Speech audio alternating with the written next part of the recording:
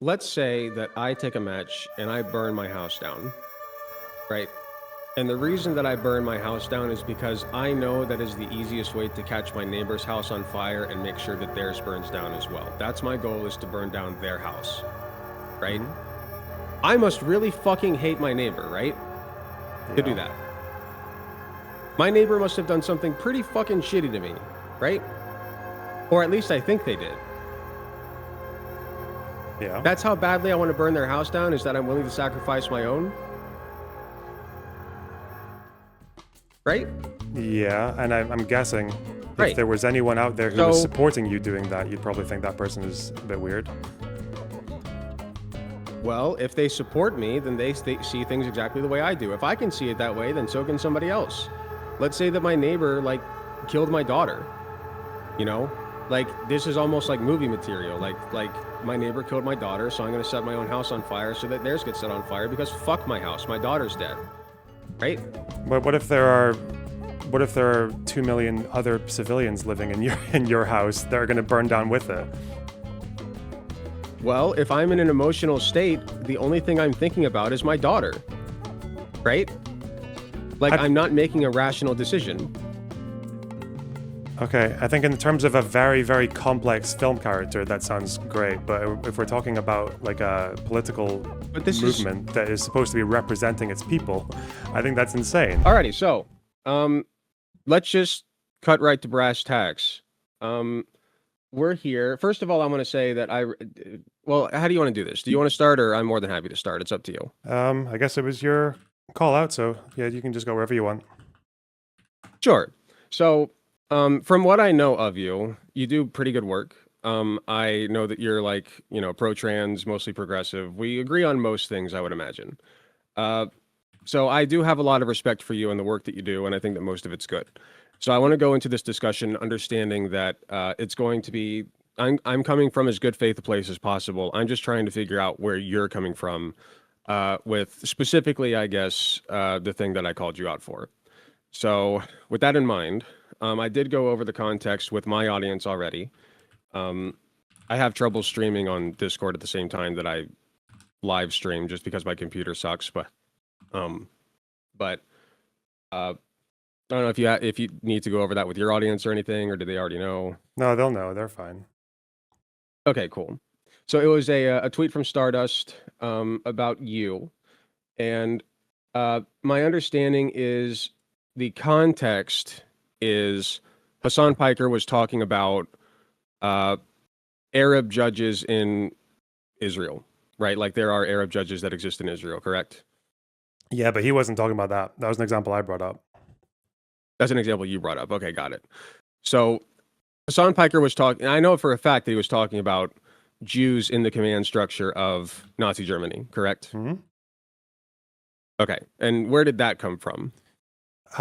He was talking about the rise of fascism and particularly Reform UK, the British anti-immigration party, and they were trying to pose to him, and I think he described them as like palingenetic ultranationalism, which is not really what Reform UK are, but in any case, he was likening them to fascists and Nazis, and their argument back to him was, if their main focus is Islam, how did they have a Muslim chairman? And then Hasan's response was, doesn't matter, there were Jews in the Nazi, I think his exact words were, government command structure. And then I thought that was silly. And he was also just spending like most of that conversation equivocating on like Nazi liberal history, which is just something I've had an issue with for a while. Yeah. Who exactly was he likening to fascists and Nazis? I missed that part. Reform UK. You know the party in the UK that Nigel Farage leads? I don't know if you know UK that well.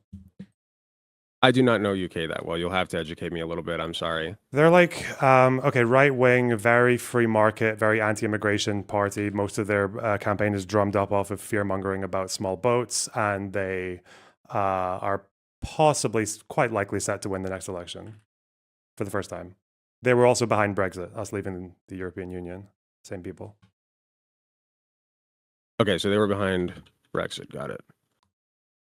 Okay, so he was talking about them and likening them to fascists and Nazis, and you disagree with that characterization, correct? I don't mind likening them to fascists. I just thought him trying to invoke the Nazi comparison was just not very helpful because Okay. Nazi policy on Jews from the very beginning, even before they had power, was very different to how Reform has policy on any race or group like Muslims.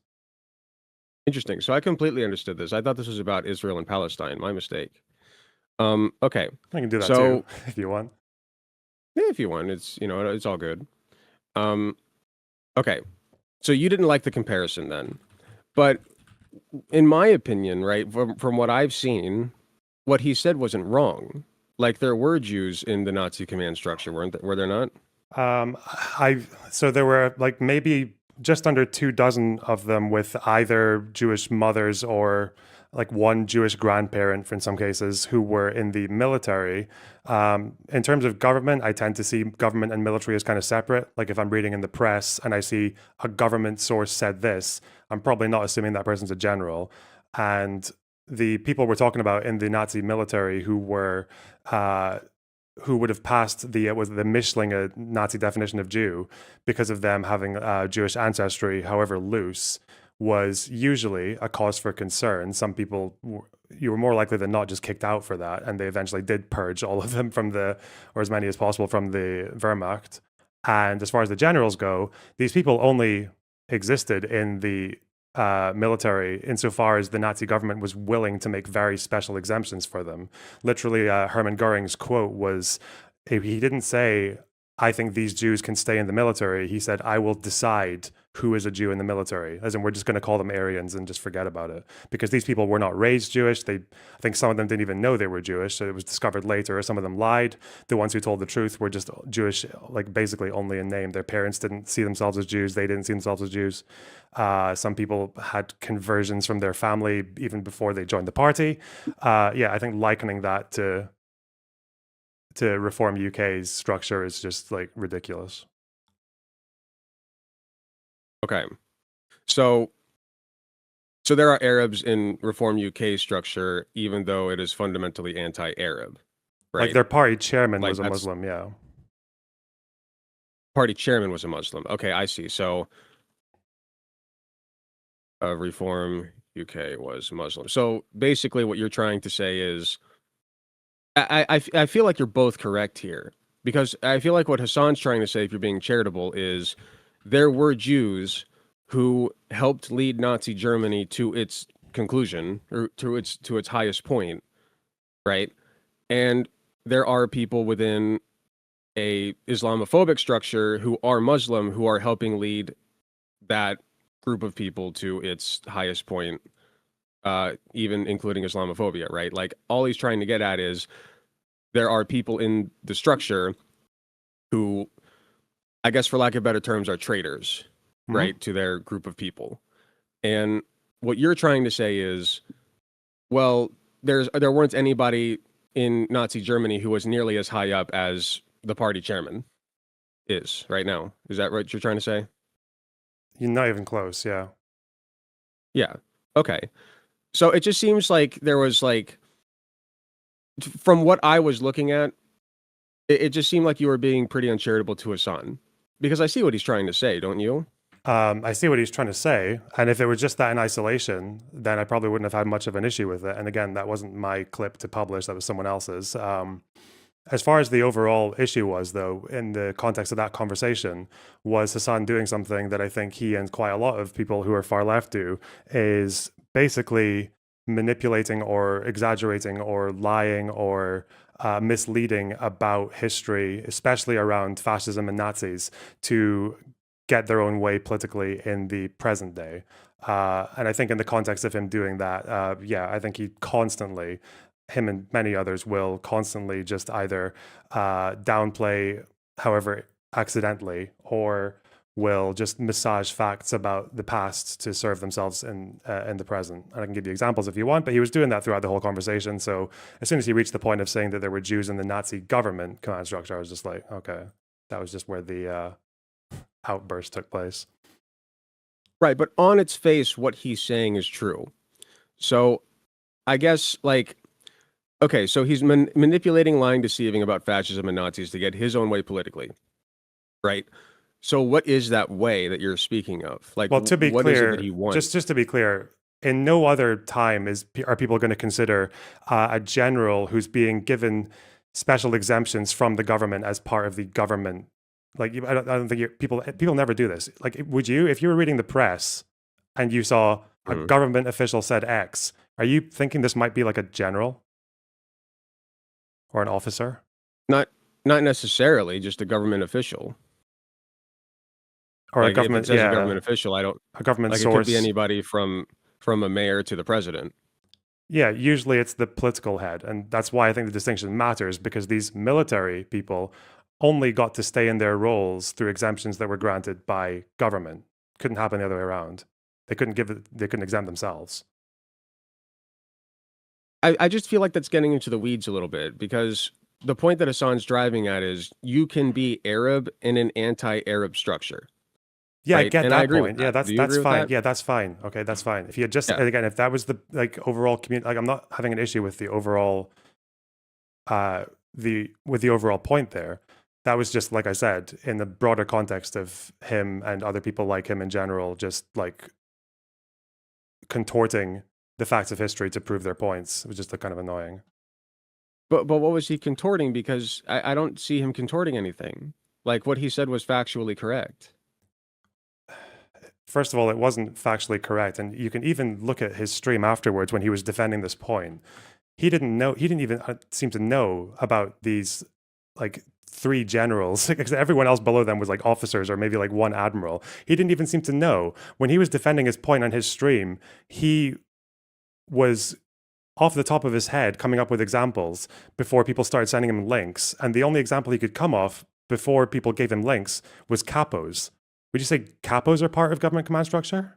Is that even What are humorable? capos again? Capos were Jews who, usually Jews, who would either be coerced into giving up other Jews and like disclosing where they were hiding, or Ah, being in charge of concentration camps, like being guards and stuff like that. so they were traitors. Yeah. Or sometimes, well, I mean, I don't know how much you can call you a traitor if you're being forced to do it for fear of death, but yeah. Some of them were Sure, traitors, some but of them I think the were point is coerced, yeah. they gave up like they were Jews who gave up other Jews for whatever reason. So Yeah. your question then to me is would I call capos part of the command structure? I think you technically could. Like they were part of the system through which Nazi Germany accomplished its goals, correct? That is not part of the government command structure. Like someone who's not They were even in the grunts. military, or they're not even grunts. They're not even. They were closer They to were forced slaves. grunts. Are slaves part of the slavery command structure? Like, Well, if you ever heard of a house slave? You know what a house slave is, right? yeah, I don't think a house slave is part of the slavery command structure. No. They absolutely could be. Okay. Because if you have a house slave and you put them in charge of other slaves, they have now become part of the command structure. Okay. I suppose if we're okay, no. I'm trying not to be cheeky, but Right. like, yeah, if we're changing the meanings of all the words, and especially given that he's saying this in response to being told about the chairman of a party. Okay, I understand what you're getting at and I understand your problem. It just feels like you could have communicated this in a less aggressive way. Like it just feels like there's something personal that you have against Hasan. That's what I'm getting from this. I mean, he's triggering sometimes because he's full of shit. But yeah, I mean, yeah, sometimes I do that on stream. Yeah, sometimes I'll get a bit hyper. Um, but like I said, the context of him doing that in that particular video, which is long, I mean, I don't blame you for not watching all of it, is this constant massaging of historical truths about fascism to try and sell a message that is just false. Like that's kind of where I was coming from with him Okay. bringing that up. That was just like the straw that broke the camel's back in terms of raising my voice on a stream. Sure. What's the message that he's trying to get across that you don't agree with? If you already said it, I'm Okay, sorry. I'm to just put it the trying to yeah, follow. no, I didn't. It's okay. To put it the most broadly, this idea that he was pushing throughout, which was that, you ever heard the phrase "scratch a liberal and a fascist bleeds"? This idea that liberals, and usually when they talk about it more specifically, this can even mean liberals to the point of social democrats, are basically willing to side with fascists to stop the fear of socialism. And it's like a trend. You know that whole sentiment? Yes. And I largely think that that's true. I think that liberals often do side with fascism. Is it true in, well, the example that was being given up there was in Germany. Do you think that was the case there? When I say liberal, I mean like social democrat liberal. I mean, I don't mean like a liberal of 1900 who is like would easily be a conservative today. Not like that. So you're asking me if we can fairly compare Jews during Nazi Germany who sided with the Nazis to liberals today who side with fascists. Not necessarily Jews. It could be any. Could be social democrats, like center left liberals. I think it gets a little bit more complicated. There's a lot of moving parts to that because there were people back then who were trying to self-preserve. Obviously I'm sure there were like self-hating Jews or self-hating gay people who were part of the command structure or like suppressed their gayness or, like, and with liberals, it's more about, I think, the capitalist incentive, right? Like they're trying to protect their money interests, I guess. So it's different, but both of them are basically like foregoing certain progressive values in order to side with a fascist regime. I think that's like I don't know. That's kind of hard to wrap my head around, to be honest. So I'm not sure. I mean, I can see the comparison. I would probably argue when it came to Nazis, I think the communists actually did more to help Nazis than the Social Democrats did. Easily. Really? Yeah. 100%. Okay. I mean, I'm not sure. I'm not a history buff, so I don't know. The only reason we're having this conversation is because I just felt like you were being a little unfair to Hasan, a little uncharitable. But I guess I don't like I said, it just feels like you don't like Hasan. So like, what don't you like about him? Like it feels like what Hasan's project is to push for a more progressive society, like push closer to socialism, right? Is that something you want? Socialism and what? Meaning what? I feel like the definition changes depending on which socialist you're talking to. Well, it's workers owning the means of production, basically. Via what? Like co-ops, the state?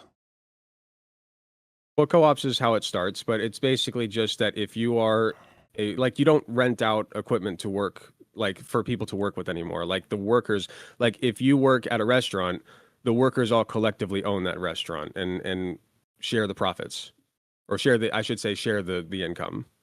I'm in favor of. They're kind of like co-ops, yeah. I'm in favor of worker co-ops developing at a rate that is feasible, like to a degree where like some policies that I would back would be something like right of first refusal for companies that need government assistance and them offering the option for workers to take it over, or like the Italian Marcora system where people who are unemployed can lump sum their benefits with another group of people to start their own co-op, or just like preferential loans from governments. I believe in that kind of thing, and I'm also all for encouraging their growth because I think it's a good way to do business. I don't necessarily follow people like Hasan when it becomes a slightly more vague notion, or like simping for the system in China and the CCP, or expecting this to happen through any kind of like through revolution or a forced change. I don't think that's particularly useful. Sure, I'm not a proponent of revolution either. I don't think it's necessary. But I am on board with moving towards socialism and moving toward like worker-owned means of production. I just think that if like there's an inherent pushback between workers and bosses, right? Bosses try to get workers to work as much as possible for as little money as possible. Workers try to work as little as possible for as much money as possible. There's inherent conflict. And so what I would like to do, and what Hasan I think is trying to do as well, is break down that inherent conflict, because all it does is waste time and effort and money, right? And so if those two competing factions could just get over that difference of like trying to make more money for themselves at the expense of the other, then they could all make a lot more together. You know what I mean? Like that's the kind of work environment that I would like to see evolve. And I think Hasan's pushing for the same thing.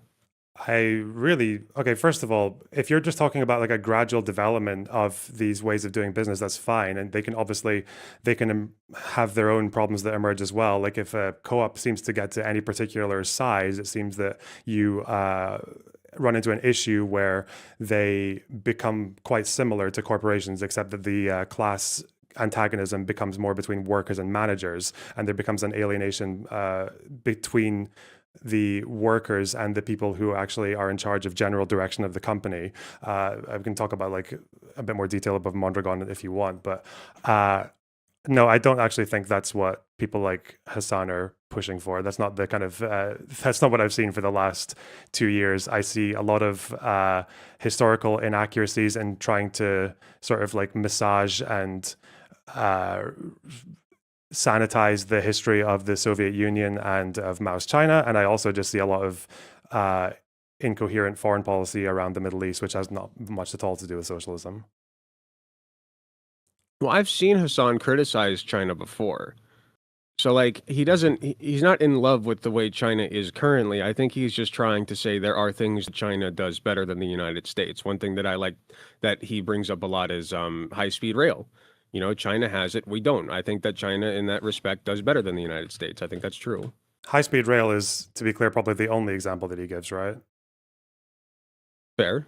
I'm not sure if I can think of another off the dome, but yeah, which and again, I think you could they have a growing high-speed rail in Spain. There's a slightly smaller one in France. There's one in Japan. It's like I don't really know if that is worth all of the downsides of the system in China under the CCP. But no, I mean it's not just that, right? It's also fawning over getting Chairman Mao's little red book. And obviously, I don't know if you follow much of the discourse around people going to different countries, but the irony of the fact that so many people accused me of doing a propaganda tour in Israel, when I think like everything I saw from China was like the epitome of a propaganda tour. But I don't know how you feel about either of those. what kind of world do you think Hasan Piker wants? I don't think he knows. I think he wants a world where he has more money and clout. I don't think anything else really matters. And So maybe in one where his Israel's mind, in his heart destroyed, of hearts, by the by. in his well, why? Let's go there. Let's go there because it's in my title, so we might as well. Why does he want Israel destroyed? Does he just like destruction? No, it's because he doesn't know anything about the conflict, or he knows a bunch of things about the conflict that aren't true, and has this weird fantasy that somehow getting rid of Israel will be followed only by nothing other than a shared democracy between the two people in the region.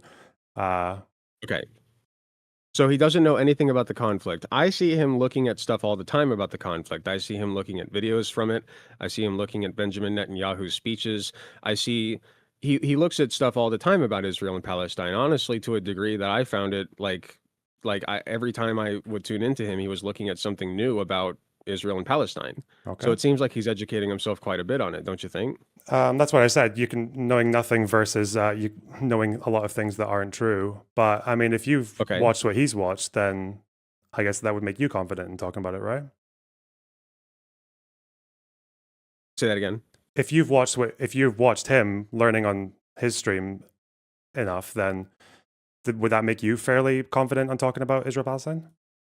I'm confident on talking about anything. If I don't know something, I'll just look it up. Okay, But, so maybe just to streamline this, I can maybe give you like a couple of headings, and you can choose which one you want to talk about. Because we've kind of covered like 3 things now.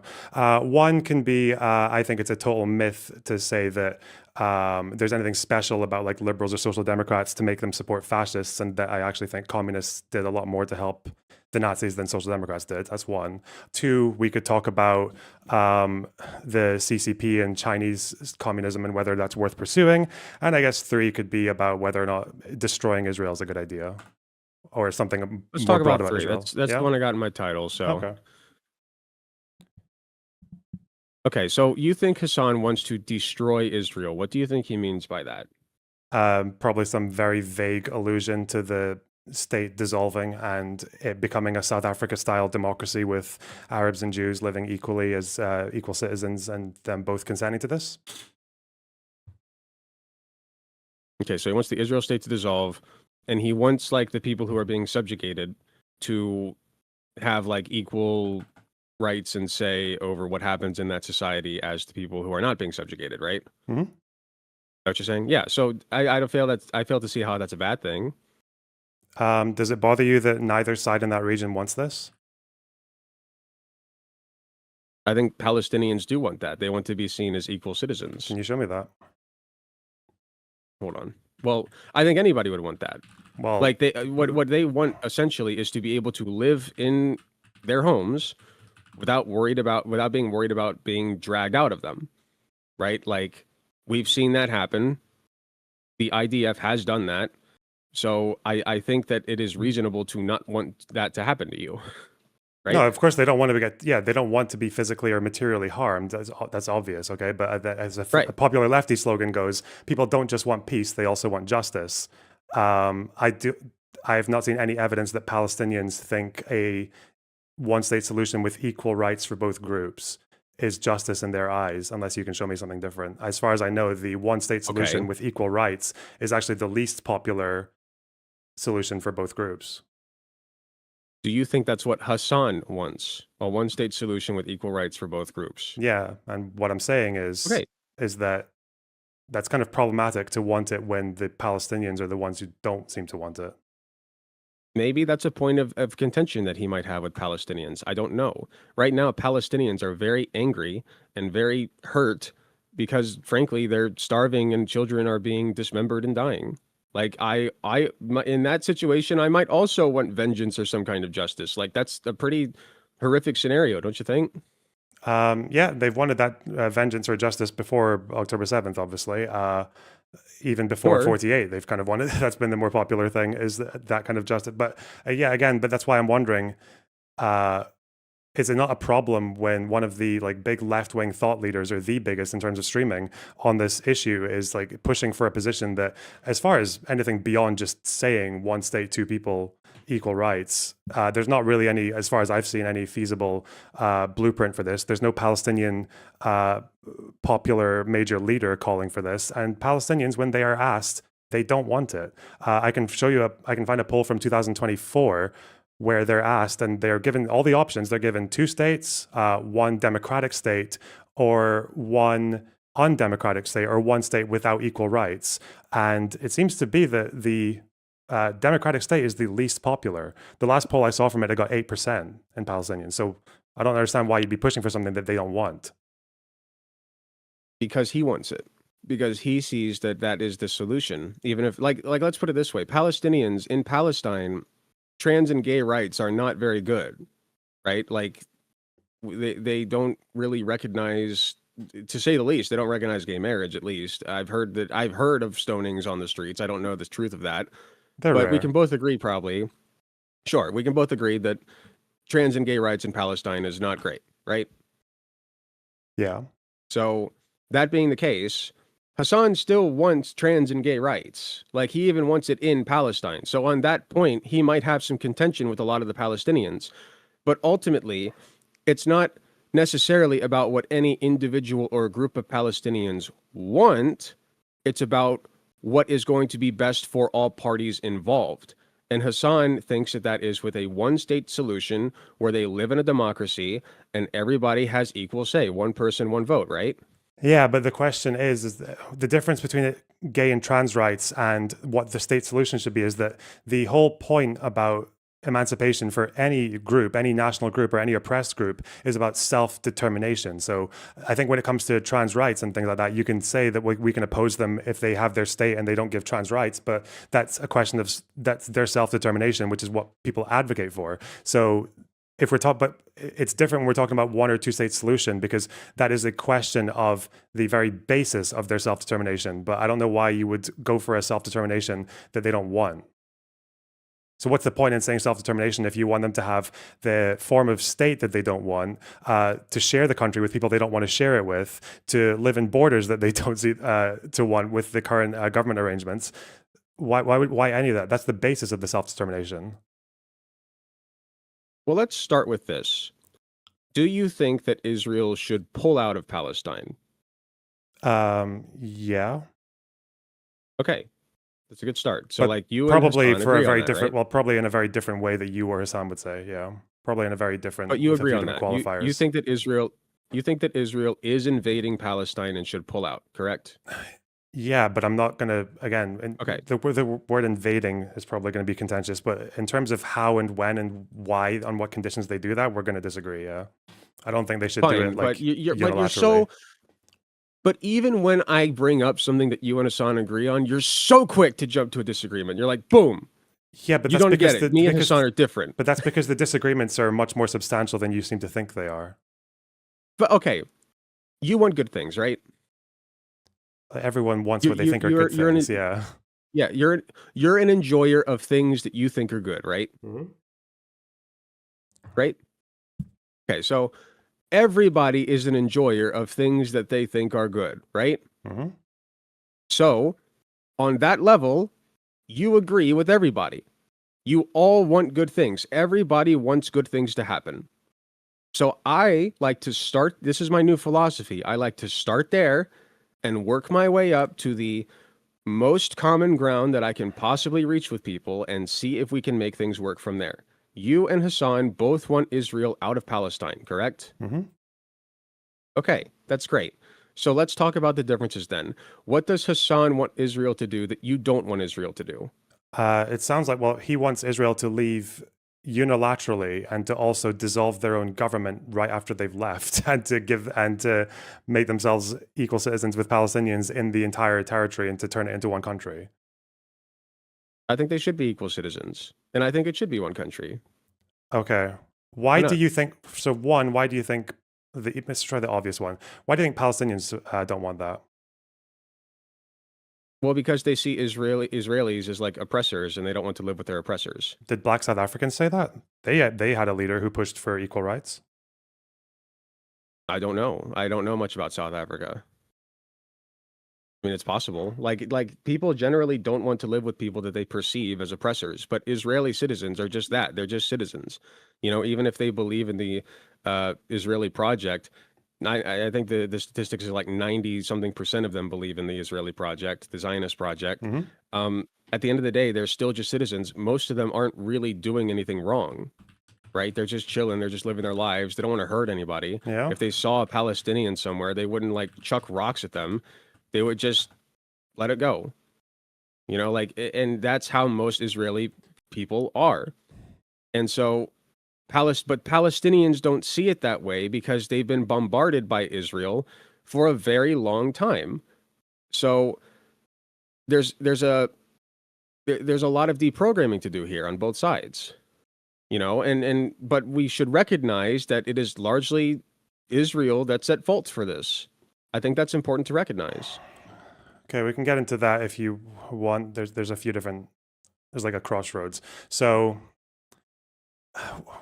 if we're talking about why Palestinians don't want to have an equal state with equal rights for both groups across the whole territory, and Israelis don't want it, why does turning it into one state, what problem gets solved by that if neither of them want it? Well, well, eventually you just learn to coexist, right? Like take cities for instance, like just the city environment, like New York City. You know, you have people from all different backgrounds, all different shades, like just vibing and chilling together. You have Muslims living next to Jews, you have mosques next to temples, right? And they're fine and they get along for the most part. Now there is some conflict, but for the most part they coexist peacefully there. Yeah, and then you So have other countries where integration, different like ethnic groups are thrown together through imperial powers that didn't have their best interests at play. And in some cases, that wasn't always the answer, though, was it? So with India and Pakistan, they didn't say, "Well, fuck this, let's just come together in one country." They partitioned, and then that was very violent. Some countries stayed together and tried to build a country, like Syria, and then they had a civil war that killed over 500,000 people. Lebanon has just been in a state of constant ebbing and flowing of instability for God knows how long. Sudan, same thing. So Yugoslavia. That's the thing I don't get is why someone in the West decides that they're going to choose what the answer should be over there when the people there do not want it. And there are they still want self-determination.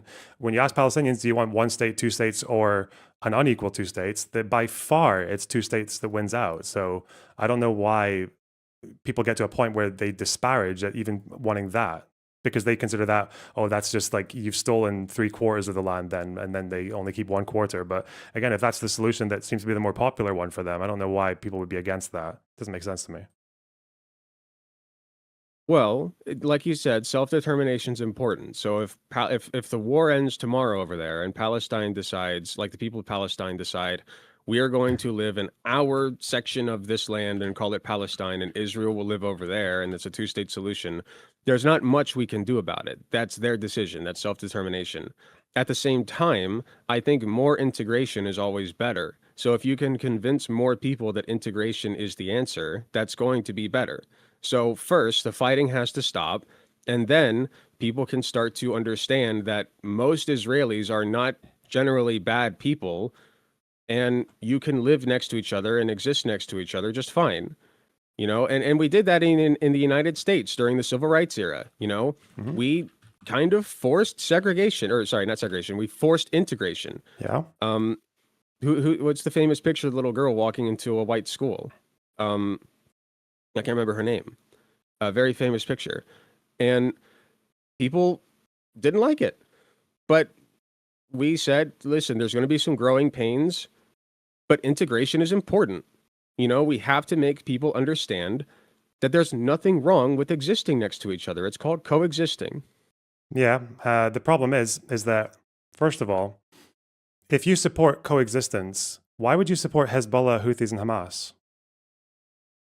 I don't know anything about Hezbollah or Houthis or what they do. As Is far that as not Hamas, important to the conflict? If I, you've watched Hasan and learned stuff from him, he talks about Houthis quite a lot. He supports them. I He learn likes them, things. I right? learn things as I go. I learn things as I go. I'm not a big history buff or foreign policy buff, and I'm doing my best to get better about it. So I apologize if we have to educate on some things. It slows down the conversation. I get it, but I'm doing my best. As far as Hamas goes, since that's the one I know about, no, I don't agree with everything they do. I think that they're largely a violent group, right? That doesn't, but when I don't support Hamas, quote unquote, but I do understand why Hamas is like the group over there. They're the resistance group. They are the resistance group, period. So Resistance to what? What are when they we resisting? the IDF, the invasion of Israel. And okay, we probably do need to do history.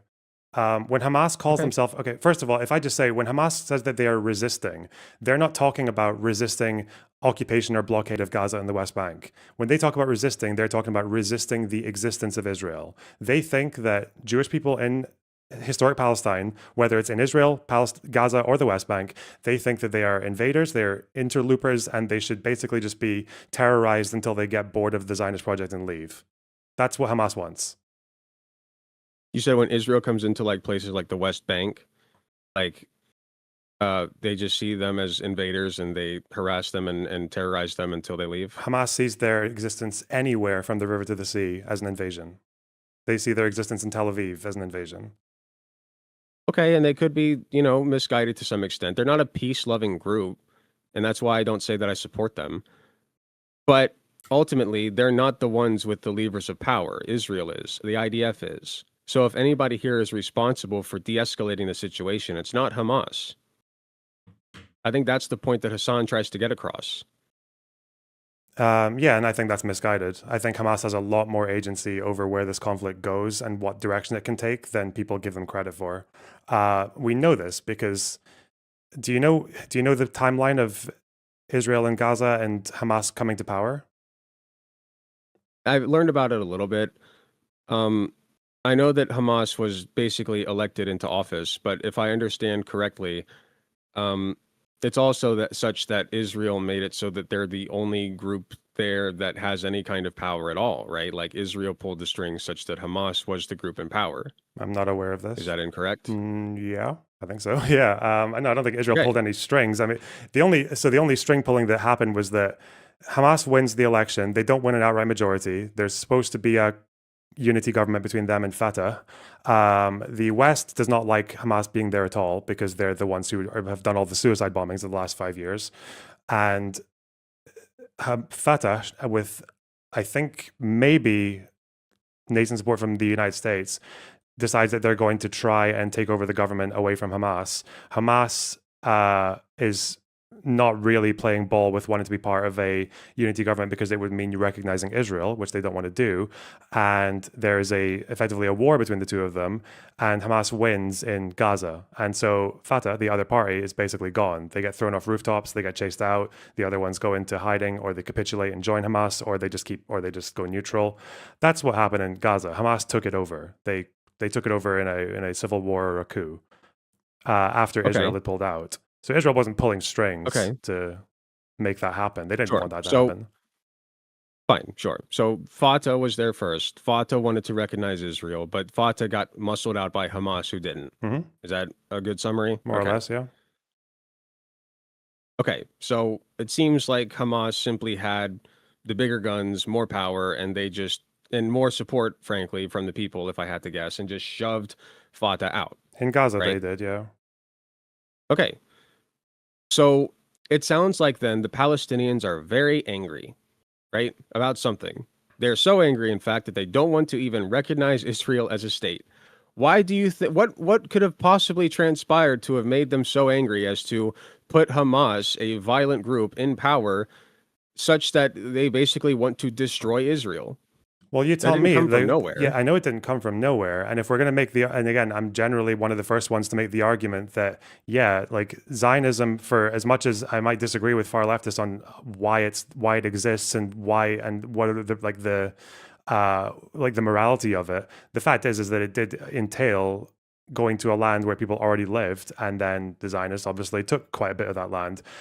We can talk about all the steps in between Yeah. if you want, but there comes a point when you realize that this is we're something like 60, 70 years past it now. And no, at this point, I can understand why Palestinians feel the way they do. I can't understand why a Westerner who claims to be left wing would still believe that trying to destroy Israel by force is a justifiable or understandable or reasonable desire. I don't think it has ever helped Palestinians. I don't think it has ever gotten them any closer to getting the freedom and peace and security that they want. If anything, it's only made their lives worse. Do you agree with or disagree with any of that? I think that violent rhetoric is pretty much always bad. I think that trying to come together is always better. But I think that recognizing the source of the separation and of the violence and of the anger, especially of the oppressed group when it's coming from them, is very important. Because what you're basically doing is you're shifting focus over to the oppressed group and forcing responsibility onto them that, frankly, like, they're not willing to listen to. Like, even if what you're saying is correct, you're not convincing anybody. You know, like, they're not ready to hear that. What would make them ready to hear that is, first and foremost, if Israel pulls out of Palestine, which you've said that you want. Well, So the they question need is to do then, that first. This yeah. is So the Mhm. question is then, well, Israel pulled their military and their governance out of Gaza in 2005. They had settlers there. They literally went there and forced those settlers, 9,000 of them, to leave Gaza. They pulled their military out around the border, and then they pulled any administrative structures. They left as well. They left Gaza in 2005, and between 2005 and 2007, Hamas they win the election, and then they seize power in Gaza. That's so. If Israel left Gaza, they actually did in Gaza. They did what you want. They left. Okay. So I don't understand. So is that not an important part of like the timeline and the context? The fact that Israel left Gaza, and the fact that when they left, Hamas took over and decided, no, we're going to use this breathing space that we've been given. We're going to use this territory, and Gaza gets quite a bit of international humanitarian aid, and we're going to use this not to build something like build a parallel society and to build peace and security or whatever else. We're just going to build rockets and try to go further. We're going to use this breathing space to hit Israel harder, and they did. Okay, so it was. I'm reading up on it right now on Wikipedia. Proposed by Israeli Prime Minister Ariel Sharon in 2003. Let's see. They pulled out of Gaza. The IDF began evicting all Israeli settlers who were refusing to accept government compensation packages in exchange for voluntarily vacating their homes in the Gaza Strip.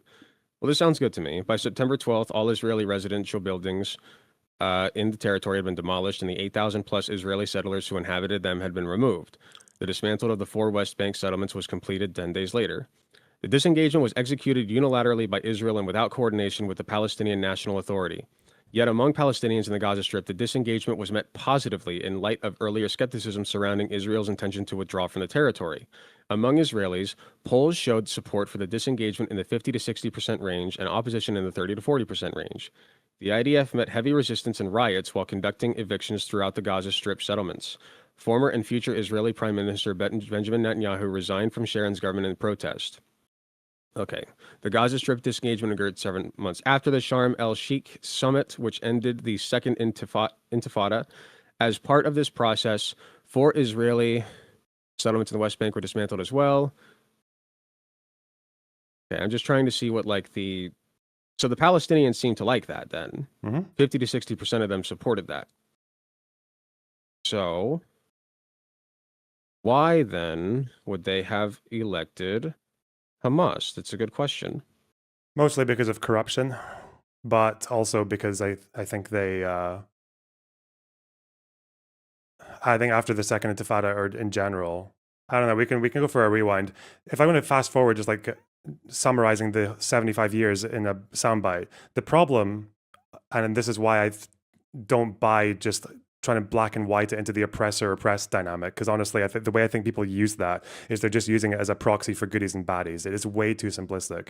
The problem when it comes to Palestinians is, despite the fact that they have always had legitimate grievances and they've always had a just cause, the problem is they've never had good leaders. They've never had good leaders, and internationally, they've never had good allies. They've always had allies who have gassed them up into believing that one day they're going to have enough strength or enough of a war of attrition to get Israel out of that entire area. And when they say Israel, a lot of them do think it means Jews as well. Like any Jew who arrived after 1917 would have to go back to either Europe or North Africa or Ethiopia or wherever else. That's the problem. And I think when people don't address that problem and they only expect all of the good things, your words, and all of the remedies to come from unilateral action from one side, is not a reasonable solution. It's not reasonable for a few reasons. Is that one is putting all of the attack on Israel basically only makes people who live there more susceptible to right-wingers, because there's nothing right-wingers like more in Israel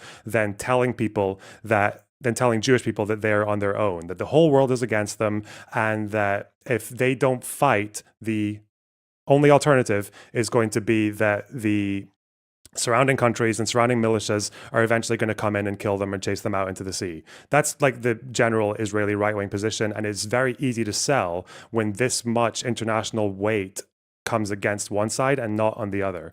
And that's why the problem with, I think, the Palestinian cause, in a way, or the Palestinian leadership, is that they are still ultimately married to this decision. Hamas are still the most popular organization in Palestine. They're still more popular than Fatah. They're still more popular than any of the guys who get like 1 or 2% of the vote who push for economic development and reconciliation and things like that. They're obviously way bigger than any one state solution with equal rights group, because they don't want equal rights. They want an Islamic state from the river to the sea.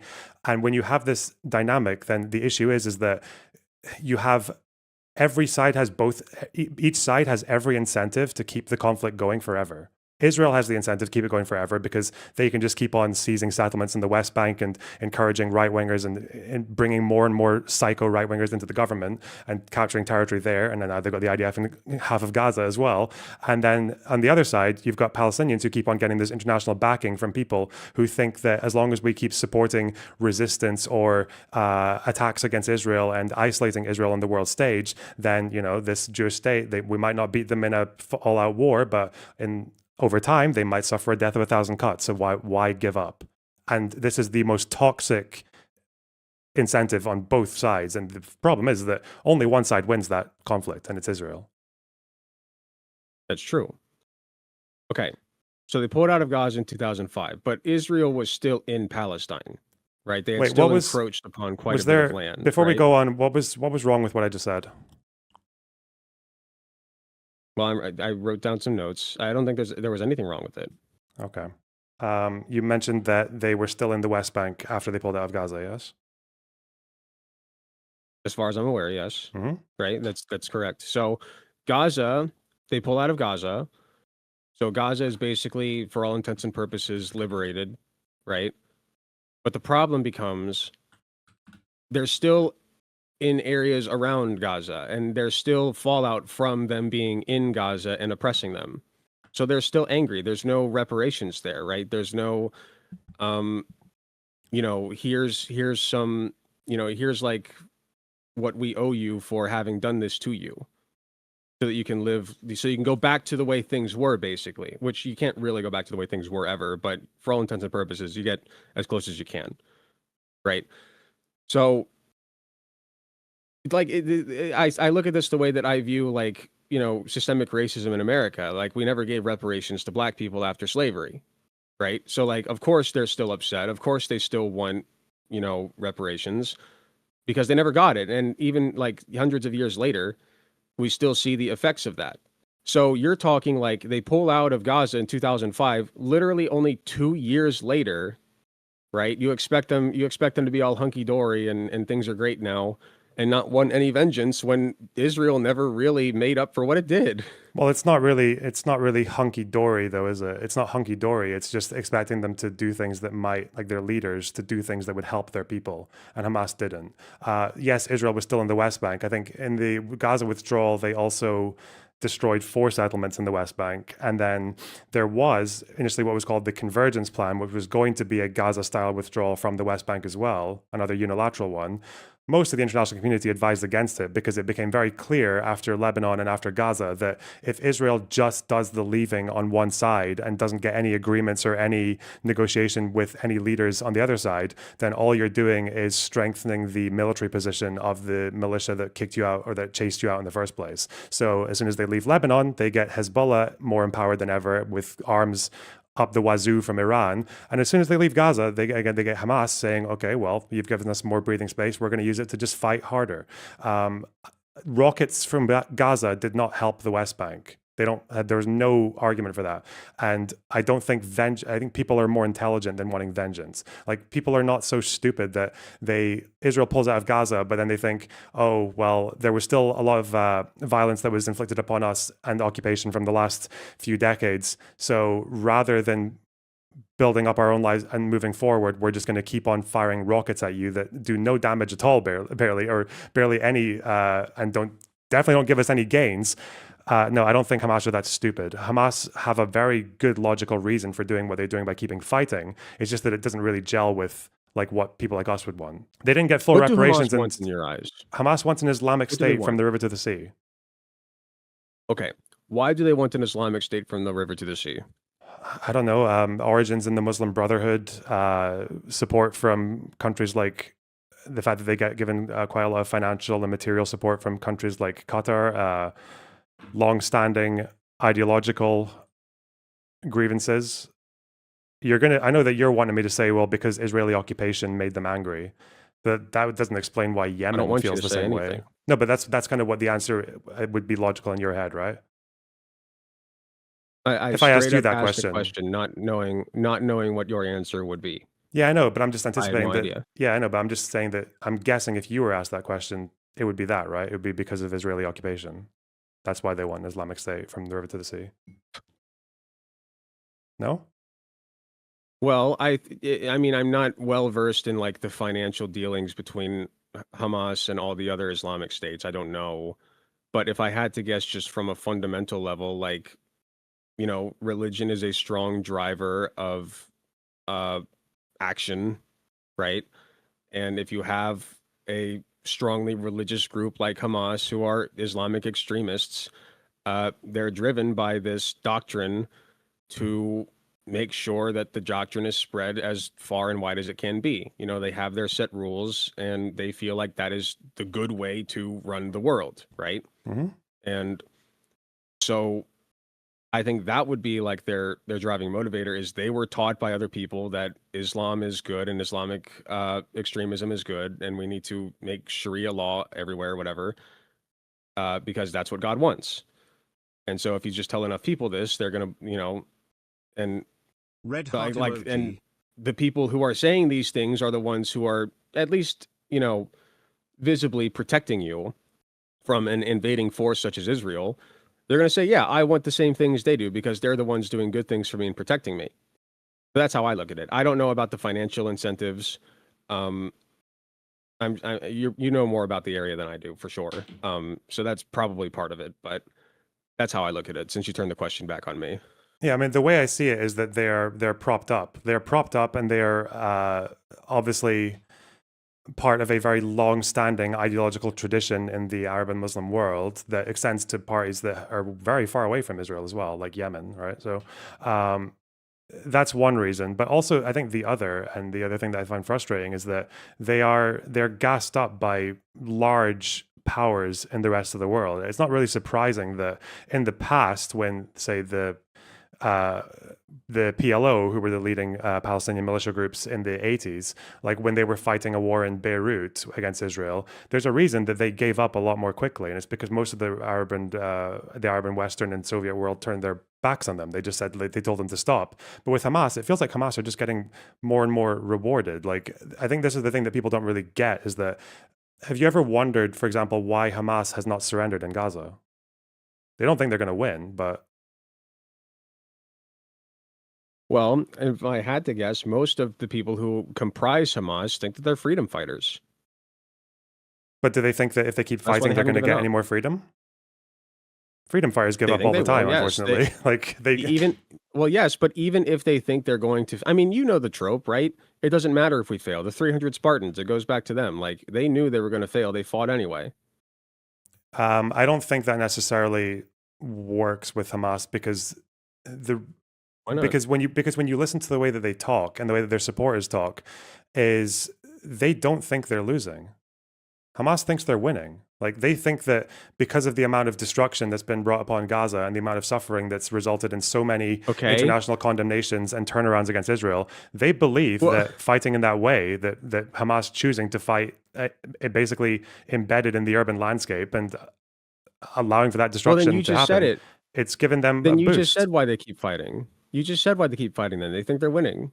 Yeah, they think they're winning in the sense that but it's worth the loss, right? It's worth Gaza being turned into what it is now because it makes Israel look Okay. bad enough that it might leave them isolated on the world stage. But to me, the point I'm trying to make is that I don't know why these quote unquote resistance groups or freedom fighters like Hamas, Hezbollah, and the Houthis, why they get given any sense of charity or even in some cases, like with leftists, it's like it's full out support. But I don't really understand why that happens if you want Palestinians to live peacefully and safely, because these guys have a completely like their victory can happen even if all of Gaza gets destroyed. Because that's what they want. They're happy to let that happen so long as it can eventually put Israel in a weaker position that they might fall apart later. Sure. Let's say that I take a match and I burn my house down, right? And the reason that I burn my house down is because I know that is the easiest way to catch my neighbor's house on fire and make sure that theirs burns down as well. That's my goal, is to burn down their house, right? Mhm. I must really fucking hate my neighbor, right? To do Yeah. that. My neighbor must have done something pretty fucking shitty to me, right? Or at least I think they did. Yeah. That's how badly I want to burn their house down, is that I'm willing to sacrifice my own, right? Yeah. And I'm guessing if Right. there was anyone out there who was So, supporting you doing that, you'd probably think that person is a bit weird. well, if they support me, then they see things exactly the way I do. If I can see it that way, then so can somebody else. Let's say that my neighbor, like, killed my daughter, you know? Like, this is almost like movie material. Like my neighbor killed my daughter, so I'm going to set my own house on fire so that theirs gets set on fire because fuck my house. My daughter's dead, right? But what if there are 2 million other civilians living in your house that are going to burn down with it? Well, if I'm in an emotional state, the only thing I'm thinking about is my daughter, right? Like, I've, I'm not making a rational decision. okay, I think in terms of a very, very complex film character, that sounds great. But if we're talking about like a political But this is, movement that is supposed to be representing its people, I think that's insane. yes, No? but this movement is comprised of individuals who all feel that way about Israel. That's how strongly they feel about Israel, is they are willing to forego their own home in order to get one over on Israel. That's how bad Israel hurt them. To be fair, I think right? most of Gaza didn't actually want to fight a war with Israel before October 7th. I think the polling on that suggested that most of them were not up for trying to do that. Okay, well, the people who committed October 7th clearly did, right? Yeah, but those people were willing Yeah. to fuck the same people who, again, oppressed or oppressed. Hamas oppresses Gazans, right? They oppressed Gazans before October 7th, and they continue to oppress them now. So, Sure. But again, most people who comprise Hamas don't see them. I mean, they don't, any of them see themselves as oppressors. They see themselves as freedom fighters. I know, and I'm just trying to say that they're not. They're not fighting for freedom. Okay, but they think they are. Okay, and right? do you know that Israelis think of themselves as indigenous refugees returning to their homeland? They think of themselves as anti-colonial. Yes. So. Yes. And that's why Israel, like, they basically see Gazans as the invaders, right? They see Palestinians as the invaders, right? So then how do we resolve this? Like, well, first of all, you have to argue about what's correct and what's actually compatible with things that we would actually consider to be a good outcome. Okay, but the first thing you have to do is lay all the cards on the table. Hamas sees themselves as freedom fighters, and Israel and Israelis, frankly, as an invading force. Israel sees themselves as, people of the homeland of Israel, and they're taking their land back from foreign invaders, right? Yes. So then we need to figure. So then, if Israel are the ones with more power, and they're the ones doing more damage, then priority number one is to, what's the word? I can't think of the word. The priority number one is to make sure that Israel stops doing that, right? Because they're like, both sides see themselves as the good guy, but Israel has more power and they're doing more damage. So we need to convince Israel first and foremost, they need to stop what they're doing and pull out of Israel, right? That's step number one. Pull out of Israel? You mean pull out of Gaza, as you're saying? Because we're not going to get Hamas to stop first. We're not. What? Okay. I feel like in the past, the groups like Hamas have stopped first, but. When was that? When the PLO left Beirut. 80s. Okay. Well, then maybe I misspoke. But, okay, let's say this then. Hamas stopped first, right? And what did Israel do? They kept going. Right? What? Did they? When? Well, if Hamas stopped, unless Hamas stopped and then resumed again, I don't know the sequence of events here, but if Hamas stopped, I assume that Israel is the one who kept perpetuating this, right? Depending on which ceasefire you're talking about the breaking ceasefire. Is that what you're talking about? January? Who broke the ceasefire? That's very disputable. You can probably say Israel, but again, that was because the stages of the ceasefire were not being upheld by Hamas. Hamas were not willing to go to the stage of disarming, which was part of what was expected of them. And they're still not doing that. They're still basically saying that they don't want to disarm. Like, yeah. Right. Because they don't trust Israel, right? No, it's not because they don't trust Israel. Come on, man. What do you mean it's not? What do you mean, come on, Israel? No, what do you mean they don't trust? Yeah. Why is that a weird thing to say? Do you think Hamas genuinely believes that their weapons are helping their own people, are defending their people? Yes, that's why they want them. What are you talking about? You think Hamas, after what's happened in the last 2 years, think that their weapons defend Gazans? Either defend Gazans or destroy Israel, right? No, it's one or the other, actually. What do you... How? Can you show me how that happens, like, practically? They probably see it as both, don't you think? No. I don't think they give a fuck about what happens to Gaza. No, they clearly don't. Like, really? Come on. I mean, we can look at Sinwar's communication describing the losses as necessary sacrifices, or people going onto Al Jazeera from the Hamas leadership and talking about how these are tactical losses. And they're talking about the entire strip getting flattened. Yeah, I don't think they care. They don't. Okay. Why do you think they built all their infrastructure in civilian areas? But they're not out here saying, well, they're just fodder.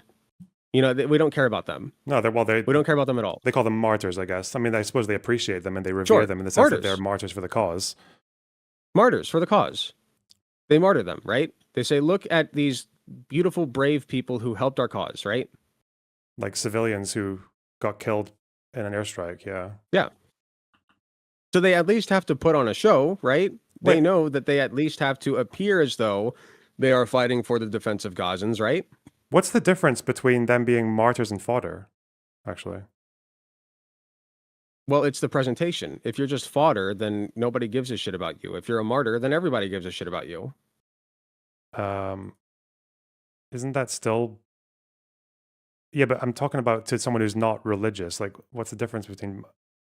What's the meaningful difference between that being a martyr and We're being talking fodder? about this is about Hamas's framework of the situation. They are framing the situation such that the people who died in Gaza are worthy, necessary sacrifices for the end goal of destroying Israel, because Israel is the primary oppressor and they're the ones who are going to destroy everybody in Palestine if they don't put a stop to it.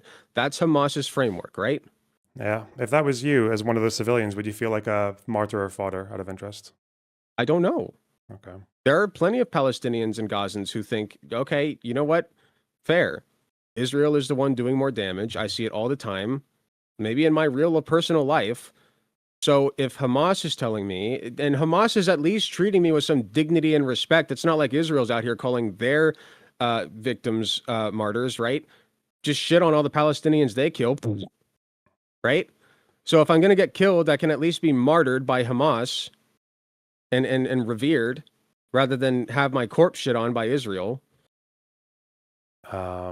Yes, I think I might very well grow up in Gaza and say, you know what? It's a worthy sacrifice if I die. Because fuck Israel. I pretty sure most people in Gaza, maybe there's polling that you've seen that I haven't. I'm pretty sure most people in Gaza don't want to die. I think that's kind of that was like the whole essence of Man, the come on. anti-Hamas protests. Did I say want to die? Did I say that? I think you Or are you putting words in it mouths sounded like again? you implied it, no? You said like, oh, like No. yeah, because at least I can No. do this to be a martyr to fuck Israel, no?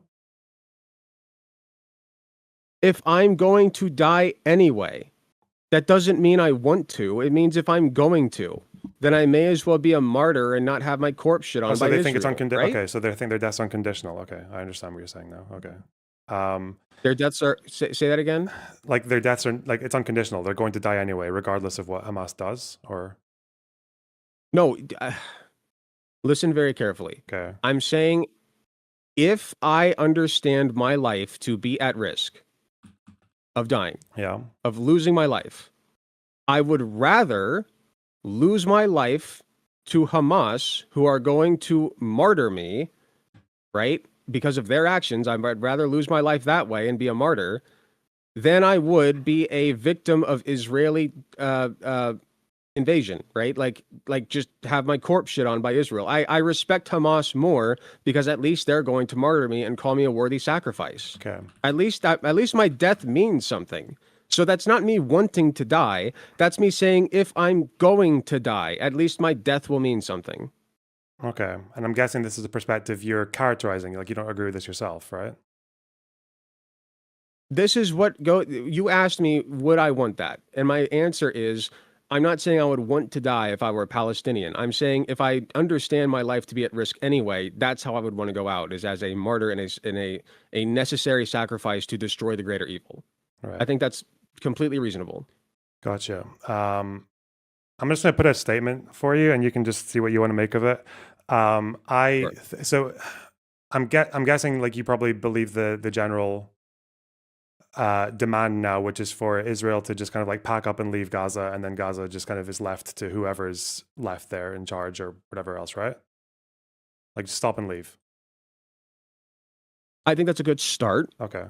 I think that if the outside world could give reparations to Gaza and help them rebuild, I think that would be a better start, like a next step, right? Yeah. Because I don't just want Israel to fuck off and leave Gazans on their lonesome. I would like the rest of the world to step in and help them rebuild. Okay. Yeah. I agree with that second half.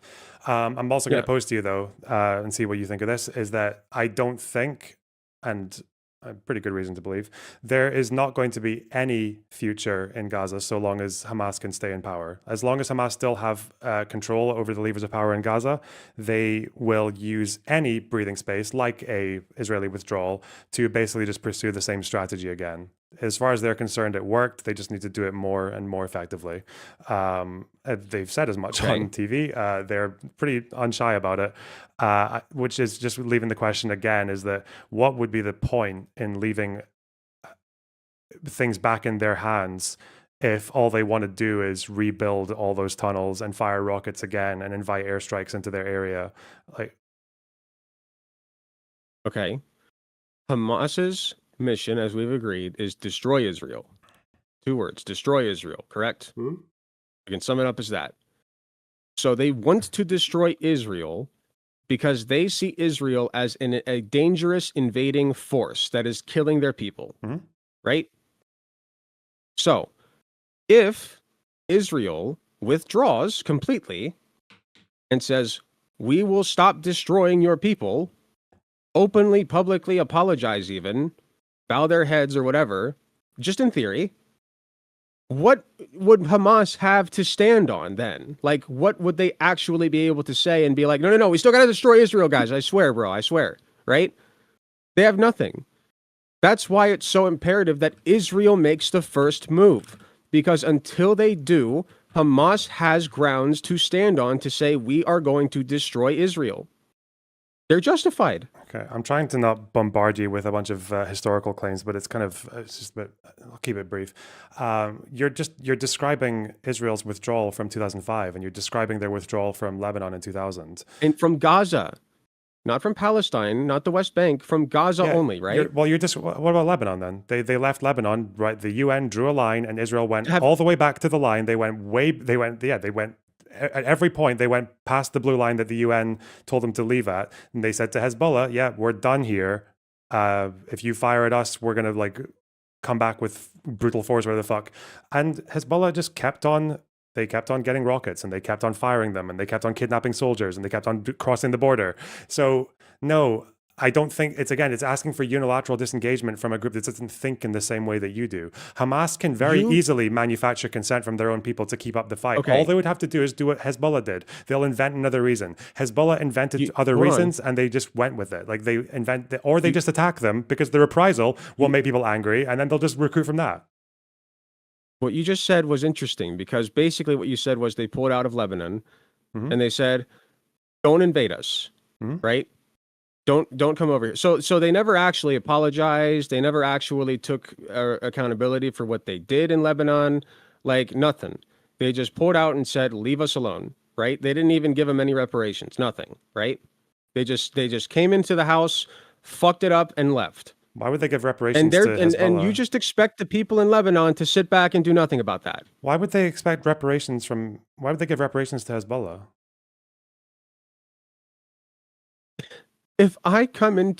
If you go in somewhere and you fuck up the place and you leave, whoever owns that place or resides there is going to be very upset at you for good reason, and they might come back and take vengeance. Does it not matter why you went in there? Does it matter? Okay, why did they go in there then? Because of the PLO? Because the PLO were in Beirut? Because they were launching attacks into Israel? Okay, why were the PLO launching attacks? Because that was the leader of the Palestinian movement at the time, and they'd been kicked out of Jordan. So they were in Beirut, and they were in Lebanon, and then they were still wanting to keep up the fight against Israel. So, and then you're going to say, and then I guess what, like, again, because like these groups they don't want Israel to exist. Like Hezbollah made a few demands of Israel after Israel pulled off in 2000. They made demands. I don't recall an apology ever being one of them. Okay, what were the demands? So they tried to claim the Sheba farms, which is a small territory that is actually legally part of Syria. Very small. It's not even really farmland, most of it, just in the north of Israel and Lebanon. So the UN draws this blue line, and the blue line is decided to be the international border between Israel and Lebanon. Israel pulls back to that blue line, they go so far that actually there's one like small town that that has a fence around it that's been there for decades, and they just pull the fence back a few meters just to stay within the blue line. So they pull back to exactly where the UN tells them to. Hezbollah says, well, actually, there's this place called the Sheba Farms, and we had a border dispute with Syria decades ago. And because they decided that maybe the Sheba Farms could be Lebanese, and there is an argument for that, Hezbollah kept on firing because Israel was in the Sheba Farms, even though Syria has never legally handed it over to Lebanon. Who was in the Sheba Farms? Who was in the Sheba Farms? Israel. Who was in the Sheba Farms? Israel? Mm-hmm. Okay. Got it. Keep going. Except from the fact that barely anyone, well, yeah, I don't even know if any Lebanese people even lived there. Yes, they just decided that out of nowhere they were going to bring up this claim to the Sheba Farms that hadn't even existed in Lebanese politics for the preceding decades. And then they decided that was going to be their cause. And then I think the last claim that they had was that they wanted to get Lebanese prisoners freed from Israeli jails, of whom there were two, both of whom had gone into Israel, one of whom had committed a mass murder in Israel, and the other one I think was like a double intel agent who was serving only a few months left. So they will conjure up any excuse. Like these aren't reasonable demands. These are just things for the national story, because the ultimate goal doesn't go away. They just use these proxy demands and then use that as the excuse to just keep on the ultimate goal, which is to destroy Israel. Okay, so they made these demands. What was the response to these demands? They're not reasonable. Okay, they said these demands aren't reasonable, and then when the PLO heard the demands weren't reasonable, they fired on Israel, right? Well, this is Hezbollah. They were looking for a fight. Hezbollah kidnapped. Hezbollah, they kidnapped Israeli soldiers and tried to do prisoner swaps. That was their whole goal. That was their whole little strategy. Hezbollah, I have no idea if I'm spelling this right. Kidnapped Israeli soldiers, tried to do prisoner swap. So I'm a little confused. So PLO and Hezbollah, so the PLO is in charge of, like I said, I'm an idiot when it comes to that area. So PLO is in charge of Lebanon, right? No, the PLO had they built kind of like what you call like a non-state group. They were a state within a state. But the PLO were gone from Lebanon by this point. The PLO left Lebanon in the 80s. Yeah. In the 80s. And then Hezbollah took over. Hezbollah took over the south of Lebanon. And South Beirut, yeah. Okay, so Hezbollah is in charge of, hold on. Hezbollah in charge of South Lebanon in the 80s. Okay, so Hezbollah is making these demands after Israel had already pulled out of Lebanon, right? So what they wanted was Lebanese prisoners freed, of which there were two. One was a mass murderer. The other only had a few months left. And the other thing they wanted was territory. They tried to take advantage of the fact that Israel was occupying these Sheba farms, right? Okay, that's fair. I if everything you're telling me is factual, I don't agree with them doing that. I think that they were taking advantage of a situation very unfairly. Okay, so then they fire rockets into Israel, you said? It was more border crossings. The rockets came after Israel was retaliating. They amassed a lot of rockets. Border crossings. Okay, they amassed a lot of rockets. They had border crossings. So what happened in these border crossings? They would try to kidnap soldiers sometime, and there was one event where they ended up killing 8 of them. Kidnapped soldiers, massacred 8 of them. One incident. Okay. So they're doing things that aren't good to do. Obviously. We both agree on that. So I guess my best pushback to this would be none of that would have happened if Israel had not been there in the first place, correct? Yes. That is quite true. What would have happened if... Okay, sorry, go on. You were going to say something else. No, I'm just saying that Israel is the root of all of this. So even if you have other parties who are involved that are doing bad things, and we should stop them from doing those bad things, ultimately the first problem that needs to be solved is Israel's involvement in Palestine, period. Okay? Now, once they did that, crossed the border and took soldiers. What happened after that? What was Israel's response? Well, they tolerated it for a few years because it happened a few times. In 2006 was the one where 8 soldiers died, and then they launched a 34-day war against Hezbollah, carried out airstrikes. It was a pretty bad war. Israel did terribly. They lost a lot of guys and were very bad at their targeting. Okay, so Israel launched that war, right? Mm-hmm. Well, I don't know if you count crossing the border and killing people as launching the war or not, but yeah, they escalated it for sure. Well, it was so basically what you have here is in a vacuum, like it was uh, Lebanon crossing the border into Israel, kind of like an invading force, taking over soldiers, killing them. And then Israel's response was to launch strikes into the, across the border into Lebanon, right? Yeah. Okay. So what did these strikes look like? Were they targeted? Were they like very like what was their goal with these strikes? What was the goal? Their goal was to dismantle or severely weaken Hezbollah's infrastructure, possibly kill their leader. They failed at that. He survived.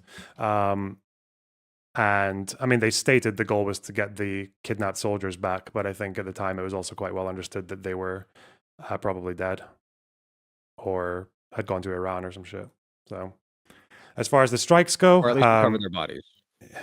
Yeah, as far as the strikes go, initially they were quite targeted. The initial campaign was quite confident. Later on, they basically had a really fucking brain dead chief of staff who believed that everything could be won from the air. So they emphasized airstrikes way too much, and they started later on trying to find targets with much weaker intel, like circumstantial intel, that once at least resulted in a strike that killed a house that just had a family of like 50 people in it. At other points, they sent their ground troops in, but the ground troops were very, very ill prepared. Quite a few of them died, and they only managed to raid a few Hezbollah villages or towns and then just left shortly afterwards. They found out that quite a lot of Hezbollah's infrastructure was in the rural nature sites, which was never seen before. So, yeah, they just got kind of a little bit, they got quite overwhelmed, I think. They generally won most of the battles, but they came out of it not really having gained that much. Okay, so then so Israel had a leader at some point that made really dumb decisions and killed innocent people in Lebanon again. Mm-hmm.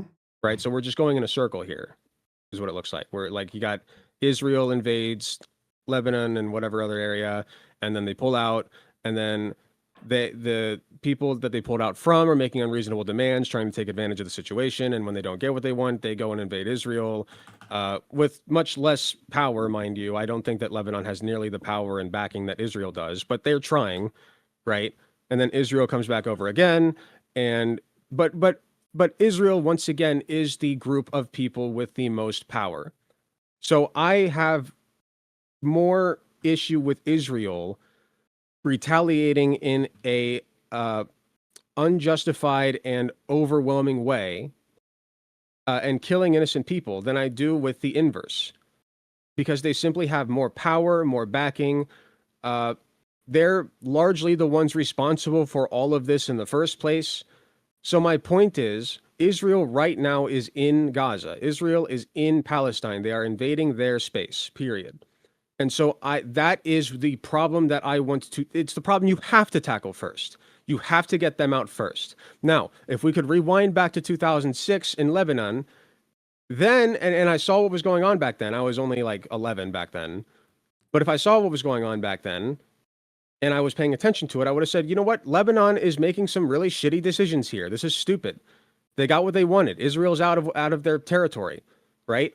So they need to just stop taking advantage of the situation and accept that. And then if they want to make more demands, those demands ought to be reasonable, right? So like I would have been against Lebanon doing that. But the bottom line is we can only tackle that part once Israel's out, right? Like Israel has to leave first. So Israel needs to get out of Palestine, period. And that's why people like Hasan get so uppity when somebody asks the question, do you condemn Hamas? Because this isn't currently about Hamas. It's about Israel invading Palestine. Hamas is just the resistance force. Okay, let's go. So you keep on bringing up this theme, and maybe it gets to the root of the whole issue. Is that like, yeah, none of this would have happened had Israel not been a thing in the first place. That's kind of like the root, isn't Mhm. it? Because we talk about cycle of violence. You ever heard the theory of like it's not really a cycle; it's more of a spiral of violence. And the spiral has a center. I guess to you, the center is Israel existing, like Israel being there, and the way Yeah, that it got well, there. it's not necessarily Israel existing. It's Israel imposing itself onto Palestine. Okay, so that's a good question. I think that's probably the important thing to look at. Um, I don't know. Do you want me to ask you or tell you? Like, I don't want you to be like afraid of giving a wrong answer or anything. But like Right. why is Israel there? Like, why did at some point a bunch of Jews go there and decide that that's going to be a country? My understanding is that it has roots in World War II, where Jews were kind of making a large, like a mass exodus from very anti-Semitic areas. Is that correct? Like they were looking for a place in, you know, that area of the world where they could be safe, right? Like that was their goal. Um, Almost. It has roots in 1881 more than World War II. It was after the death of I think it's Alexander the second or third, but yeah, Russian pogroms basically. Pogroms in the Russian Empire. That's roughly when the Zionist movement was formed. That's when the first few thousand people started moving to Ottoman Palestine back then and establishing a presence. And it carried on after World War One. They got the British and the League of Nations giving them consent to have a national home there. World War II was obviously the kind of thing that made the rest of the world join in on deciding that this was probably a good idea to have a state there. So yeah, it's good. The roots go way back before World War II, but more or less. So summarizing that, a lot of Jews fleeing anti-Semitic places decide that they want to have a home in somewhere, and they choose Palestine. Um, do we know how they decided to go about that? Like, what did they do when they got there? I don't know. Okay. I have no Um, idea. So, like back in 1881, what did they do? Did they just find open land where nobody was and settle there? Because I think that's fine. Most of that was what they did in the beginning. Some of the land had people living on it, and there's a whole ethical dispute about whether or not, like, a lot of the land was owned by absentee landlords, and then the people living there were tenant farmers. So, by Ottoman law or British later on, they were able to buy the land and evict the tenant farmers and have Jews there. But for the most part, the earliest land that they bought was malaria infested swampland that they drained. Tel Aviv was built in a sand dune right next to the city of Jaffa, so it varies. I think evictions became a bit more prominent in the 20s, but yeah, before that it was a combination of empty and inhabited land. And they felt justified in these convictions because or not the convictions, the evictions, because these evictions were largely absentee landlords at first, right? Like people who didn't even like live in the land or work it. It was literally just people who had bought up, owned the land, and sit on it and do nothing with it. No, the landlords weren't evicted. It was the tenants that were evicted. So they were tenant farmers. Okay, the tenant. Yeah. Okay, So the people who so there were worked the land tenants and living they there. also Okay, yes, in some cases there were tenants living there. I'm guessing they found that justified because it was just normal to do back then. Like sometimes the land that they bought was it evicted tenant farmers, but those tenant farmers were only there because the previous dwellers were Bedouins who had been evicted by the Arab landowner. So yeah, so this is just a cycle of eviction then. um, part of it is yeah. Okay, which Israel is the latest uh perpetrator of, right? Like they're the ones doing the evictions right now, unjustified evictions, in order to make, like, whatever reason you want to give, in order to make homes for themselves at the expense of other people who already live there, right? That's how Uh, this all started. I mean, I would say the evictions of now are probably a bit different from the ones in the 1800s. In the 1800s, they were acting within the law of the land, and it mostly, I think, before the British were there, it mostly involved compensation as well. So I Sure. I don't think the roots of the conflict are in buying land in the 1800s and evicting tenant farmers sometimes, but not even always. Well, Most of the land was empty. did these farmers want to leave? Did they want to accept the money and go, or was this not their choice? Some of them wanted to leave, some of them didn't. Okay, so then there are at least like some who did not want to leave. They were forced out of their home, even if they were paid for it. They were forced out of their home, Hmm. right? Yeah. By people who called themselves Israel. I don't know if they called it that back then, but they would become Israel, right? And they were forcing people out of their homes to take it over. So it seems to me that that's what Israel has its roots in, is evicting people against their will and taking their homes over, right? Well, majority of the land that they bought was still empty and swampland, but the Arab Sure. nationalists of the time wanted that for themselves as well. So it's yeah, there's a bit of push and pull. Out of interest, these Jews are doing this, and obviously they're leaving countries where anti-Semitism and modern nationalism is obviously threatening their life. They go to this one place where it seems like there is a small movement emerging where they can maybe have their own way of doing things, and like they can have protection from like local security, and they can have funding from charitable donators around the world. They've got this option. I'm just wondering, like, what do you think they should have done? Not taking over other people's homes, for one. I mean, frankly, like, if you want to go way back, then people shouldn't have been anti-Semitic, right? Like that's step one, is people should have not been anti-Semitic. But why were they anti-Semitic? Like, what happened that made them anti-Semitic? I don't know. Like, we could go farther and farther and farther back to the root of like human conflict, Hmm. but we can only work with what we have right now. So, you have a group of people who have nowhere to live, nowhere to go, and to sustain themselves, they decide to kick other people out of their homes and take them over, because that's the option that they're left with, right? Yeah, We agree on that? yeah. Yeah, because of anti-Semitism. So you could maybe forgive them for that, sure. But the people who live there, if they don't forgive them for that, then I would say that that they're justified in not forgiving them, because that's their home that got taken. Why do they give a fuck where those people came from or why they did that?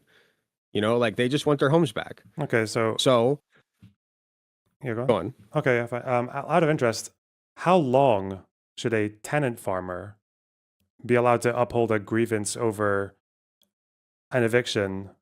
Often, when compensation is, let's say, compensation is even offered here, uh, how long do they have the right to keep that claim solidified and to make it even by force? It just depends on what they want. Like, if there's a farmer who gets evicted, like if there's a farmer in Palestine in the 1800s who gets evicted by a Jewish family that is seeking an anti-Semite free home away from anti-Semitism, whatever, right? And 20 years later, that farmer is like, well, that happened to me 20 years ago. I would like that farm back. Like, there's still stuff there that was there for me. I planned to raise my family there. Like, that was my ancestral home. That's where I grew up. So I want it back. I think that's a fair claim to make, don't you?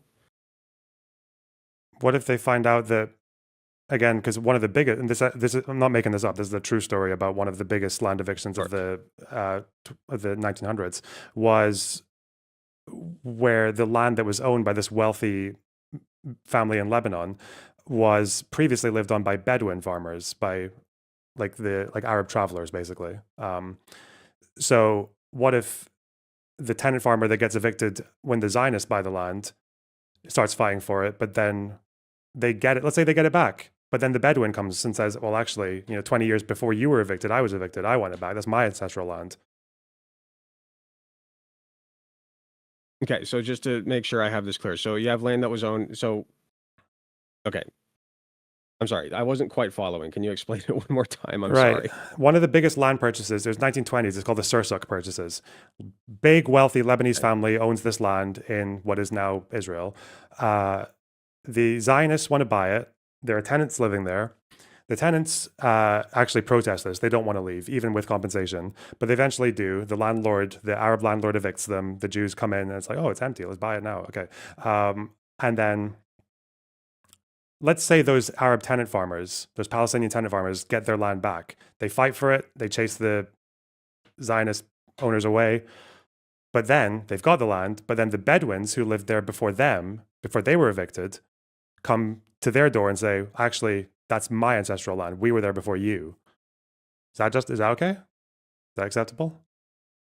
Well, we have to sit them down at the table. We have land in between these two groups that they're in dispute over, and we have to decide who has the greater claim, right? So on one hand, you have the Palestinian tenant farmers who, lived there and grew up there their entire lives, and they're still alive and they still have personal attachments to this land. And then they got the boot from, from Israelis who moved in, right? Mhm. And then they get their land back. This is the um well, hypothetical, right? They Yeah. get the land back. The Palestinian tenant farmers get the land back. But then the Bedouin, how do you pronounce it? Bedouin or Bedouin. Bedouin? Yeah, Bedouin or both is fine. Bedouin? Bedouin? Okay. So the Bedouins come back and they say, well, actually, this is our land, you see, because we owned it. This is our ancestral home. Okay. So there's a couple things to consider here. The Bedouins sold them out, did they not? No, the Bedouins were evicted when the wealthy Arab owners bought the land. Okay, okay, I got it. So wealthy Arab owners bought the land. The Bedouins were already there. Okay. So yeah, this is a difficult conflict. I think so. If the Bedouins, they need to somehow compromise, right? There's needs to be a compromise here. So the Bedouins want the land back. I mean, what do the Bedouins want with the land? Do they just want to live there and work it? And Does it matter? It's their ancestral homeland, same as the Arabs. Same as the It just would Palestinians. depend on their case. What's their case? So that it's their ancestral homeland. What do they want to do with the land? Like this basically comes down to a court case. Wait. Like it's Okay. it's an ownership court case. Okay, just one. First of all, I really appreciate you being like a cool guy and everything, because this conversation is actually really interesting to me now. Thank you. Okay, I mean Yeah, that. I me mean that too. honestly. Okay, shit. Okay, I'm curious though. Oh no, What? I appreciate it. Thank you. I'm curious though. Why did you not ask that question for the Palestinians? You only asked it for the Bedouins. Okay, good point. So let's talk about that. Let's talk about the Palestinians versus the Israelis. Is that what you mean? Like the Israelis are claiming that this is their ancestral homeland, No. I'm talking right? about the Arab farmers who get booted out so the Zionists can buy the land, and they deserve that land Mhm. back. It's their ancestral land. Who cares if it was owned by someone else? Okay, fair point. And then the Bedouins come when the Arabs get the land back, hypothetically, and the Bedouins say it's ours. But then suddenly you start asking questions like, well, it depends. Well, what do they want to do with the land? What's their claim? What it's their ancestral homeland? Like, what's their intentions with it? But you ask those questions about the Bedouins wanting their land back, but not about the Arab farmers. To them, it was more just like it's their ancestral homeland, therefore. But no, so I said that about the Bedouins, but not who? I missed that The part. Arabs, the Palestinians who wanted the land The back. Arabs. Yeah. Sure. Okay. Do you see what I'm saying? Well, I think I do. I don't think it changes my point though. Like, if you feel like you feel like I'm being inconsistent. Yeah, I think you were So much more willing to be unconditional when it was Palestinian tenant farmers taking their land back from Zionists, but when it was Bedouins taking their land back from the Arabs, then suddenly we're like, well, why? Maybe that's a bit complicated. Sure, I can explain this. So the Zionists come in and take the land by force, No, they right? buy it. They I purchase it. They buy it. Well, but the people who were living there didn't agree to the buy. They didn't agree to the purchase. Mhm. They took the money because that's all they could do, and they left. Yeah, Like they same didn't with have a the choice. same with the Bedouins. Bedouins didn't have a choice when they were evicted. That's why they're coming back. Okay. Yeah.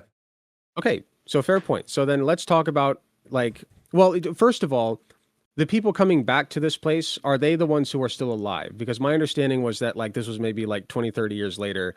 These are people coming back for the homes that they actually grew up and lived in. I think that if you grew up in a place, you have a strong claim to that place, in my opinion.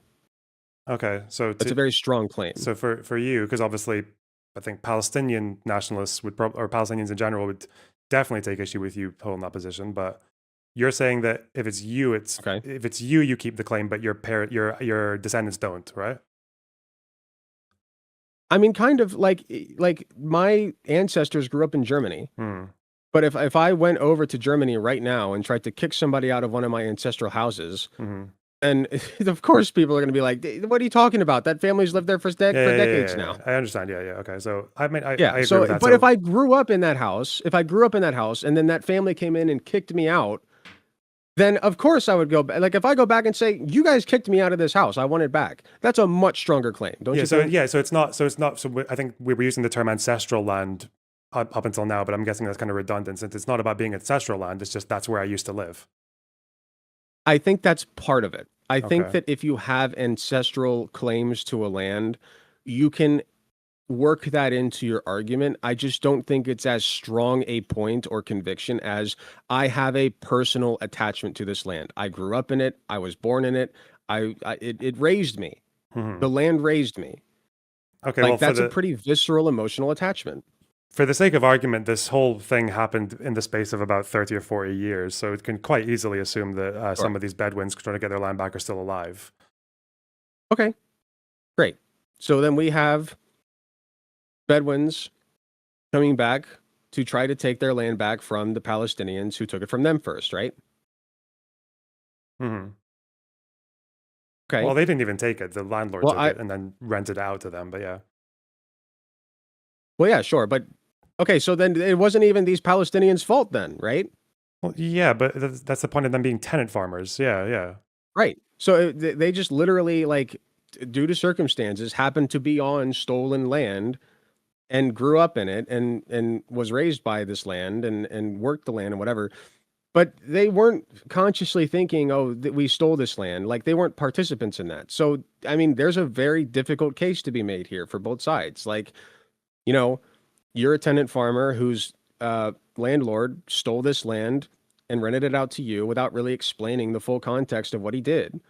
So both of these groups have pretty fair claims to this land. And frankly, like, I don't know. I don't know the answer.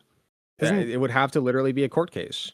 Yeah, and often it was, but obviously with court cases, this was Ottoman rules or later British rules in the 1800s and 1900s. If you were the property owner, that was your decision, right? Like that was generally how that went.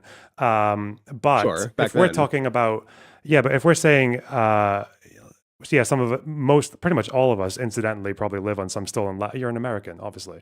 Yeah, of course. Yeah. That's also true of Israelis, though, right? Most Israeli Jews didn't actually do the purchasing and the evicting themselves. Most of them didn't do that at all. Most Israelis today are born there. The majority of Israeli Jews weren't even involved in the Nakba, right? They came after from the Middle East and North Mhm. Africa. So, That's true. yeah, that's why I think calling Israel like the root of the issue is I'm struggling to see what Jewish refugees who are fleeing the rise of anti-Semitism in the 20th century uh, should feel culpable for starting a conflict that's gone on almost 100 years later because some of them happened to find themselves renting a flat or renting a house in a stolen village. This is how Stolen the meaning cycle of purchased, right? violence. Yeah. This is the cycle of violence we're talking about. It goes back and back and back and back and back and back and back. And, you know, you can go as far back as you want to when we were still fucking animals.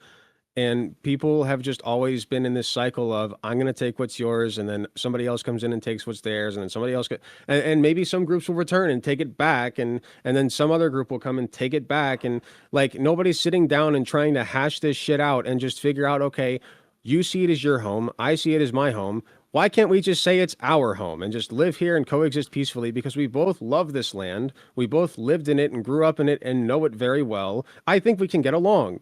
You know, maybe we'll just build a house like some way down the road and we just coexist and get along peacefully. Yeah, and What's wrong with that? believe it or not, that did happen very, very early on. Very early on, Yeah. there was this whole cycle where Zionists, very small Zionist group, this was mostly when it was empty land. They would buy a bit of farmland or a swamp and drain it and Mhm. make it farmland, and then they would have an Arab village neighboring them, like a couple of miles away. And the initial response from the Arab villages was sometimes they would be indifferent to them, sometimes maybe they just didn't like the look of them because they were foreign and all that. Sometimes they would laugh at them because these Jewish people were not like farmers when in the countries they came from. So there's one story about like Arab villagers just coming and helping some Jews when they were trying to herd camels, but like they were horses, which you can't do. So they thought it was funny. But anyway, but there was a problem where sometimes there would be very loose Ottoman land codes where no one knew who owned what bit of land, or because now this was another big tension was that a lot of these Palestinian Arabs believed that land was sometimes communal. So even though no one owned it, and then it was bought by Zionists and treated like a private property because of new Ottoman laws, they sometimes would send their animals in there to graze, even though it wasn't their land that they owned, because that was like their custom. And then the Jews would put up fences, and then that would cause resentment. And then sometimes there'd be attacks and like robberies, and then there would be like Arab raids on the town. But eventually, some of these Zionists decided that one of the ways around it was to be quite defensive and quite strict with the border of your village, but being very olive branchy, like beyond. So there would be a period of fighting, and then later on they would become more friendly and they would engage in mutually beneficial trade. And sometimes the Jews would hire Arab security guards, and they would buy their produce, and they would sell stuff that they had, or like share European farming techniques with them and shit like that. So that did happen a bit. The problem is that for the most part, and maybe we can go into the broader issue here, is that you're right. When you have this issue, it makes a lot of sense for people like us to look at that and say, this is ridiculous. Like, most of this is the Israelis and Palestinians live so close together. Like, you can't really feel it unless you've actually been there as well, I think. Like, to think that you can go from a West Bank town where Hamas are the most popular group and there are their flags everywhere, and people who will interview you will just happily tell you that all the Jews over there should go and get thrown out into Poland or whatever. And then 10 minutes down the road, you go into another Palestinian town, but it's in Israel, and it's just very quiet, and they have the same flag as Hamas, like an Islamic flag, but it's for the Islamic party in Israel, Ram, which preaches coexistence, and it's very quiet, and there are Jews shopping for Shabbat because they can't shop in their own areas on the weekend.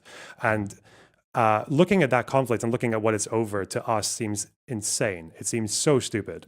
The problem is trying to go to one side or the other in this endless conflict and saying, you need to make all the moves here. It's up to you. Whereas when I see the way that Zionism started and the way that they started to get that land in Palestine, the problem is that the appetite to try and make this work was not there. It just wasn't, for two reasons. One, Jews didn't really want to become a minority in another blooming nation, because to them, nation states were the opposite of safety for Jews. You understand that, right? Like the whole thing of nationalism is it's good for the in-group, it's really bad for the out-group, and especially bad for Jews. So whether it's the French Revolution and then following the Dreyfus affair, or the Russian Empire, like, nationalism is shit if you're a Jew.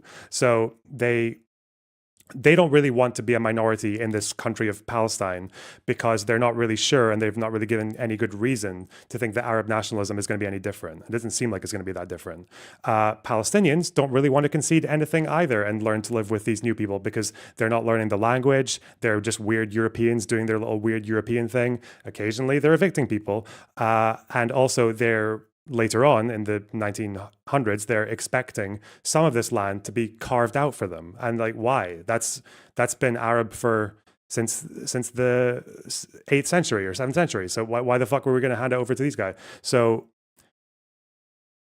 the problem is that neither side is really in a position, or for a long time has not been in a position where making a concession makes any sense to them. Do you know what I mean? So when you talk about Zionism being kind of like the root of the issue, then the problem I run into with that is, I don't think at the time Jews who went to Palestine, whether they were the person who bought land to get tenants evicted, or whether they were a refugee who arrived and happened to take a house in that land, or whether they had empty land or previously swampland, or whether they built a city in Tel Aviv, they were not welcome. They were not welcome, and they were told to leave, or at best become minority citizens in a nation that we have no guarantee will protect you. Like, we have no guarantee this won't just be another Russia. And for the Jews, they were like, okay, well, we've already fled Russia. We've already fled Eastern Europe. We've already fled France or Germany.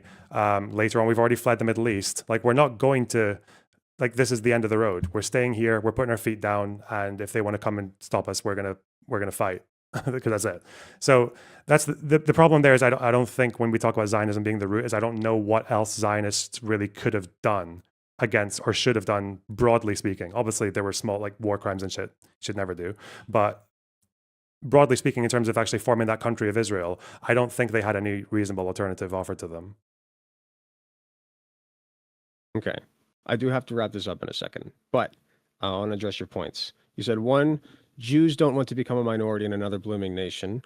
2, Palestinians don't want to concede anything because there are foreigners coming in and unfairly evicting them, right? Hmm. I think both of those are fair because if you look at history, Jewish people have been an oppressed minority in pretty much every place that they go. And so they decided, you know what? It's going to be different this time. This time we're going to be the big bad guy in charge, right? And we're not going to be a minority. And so, we're not going to get duped. They're afraid of getting duped. They're traumatized. They're a traumatized group of people, right? Like, and rightfully so. They have every reason to be traumatized, especially in the post World War II era, right? And so this is how this cycle keeps proliferating, right? Somebody has to stop the cycle. Somebody does. Okay? And my argument is it needs to be Israel, not Hamas, because Hamas is not nearly as powerful. They don't have nearly the tools at their disposal to fend off an Israeli attack, clearly, because Israel keeps expanding while Palestine keeps shrinking.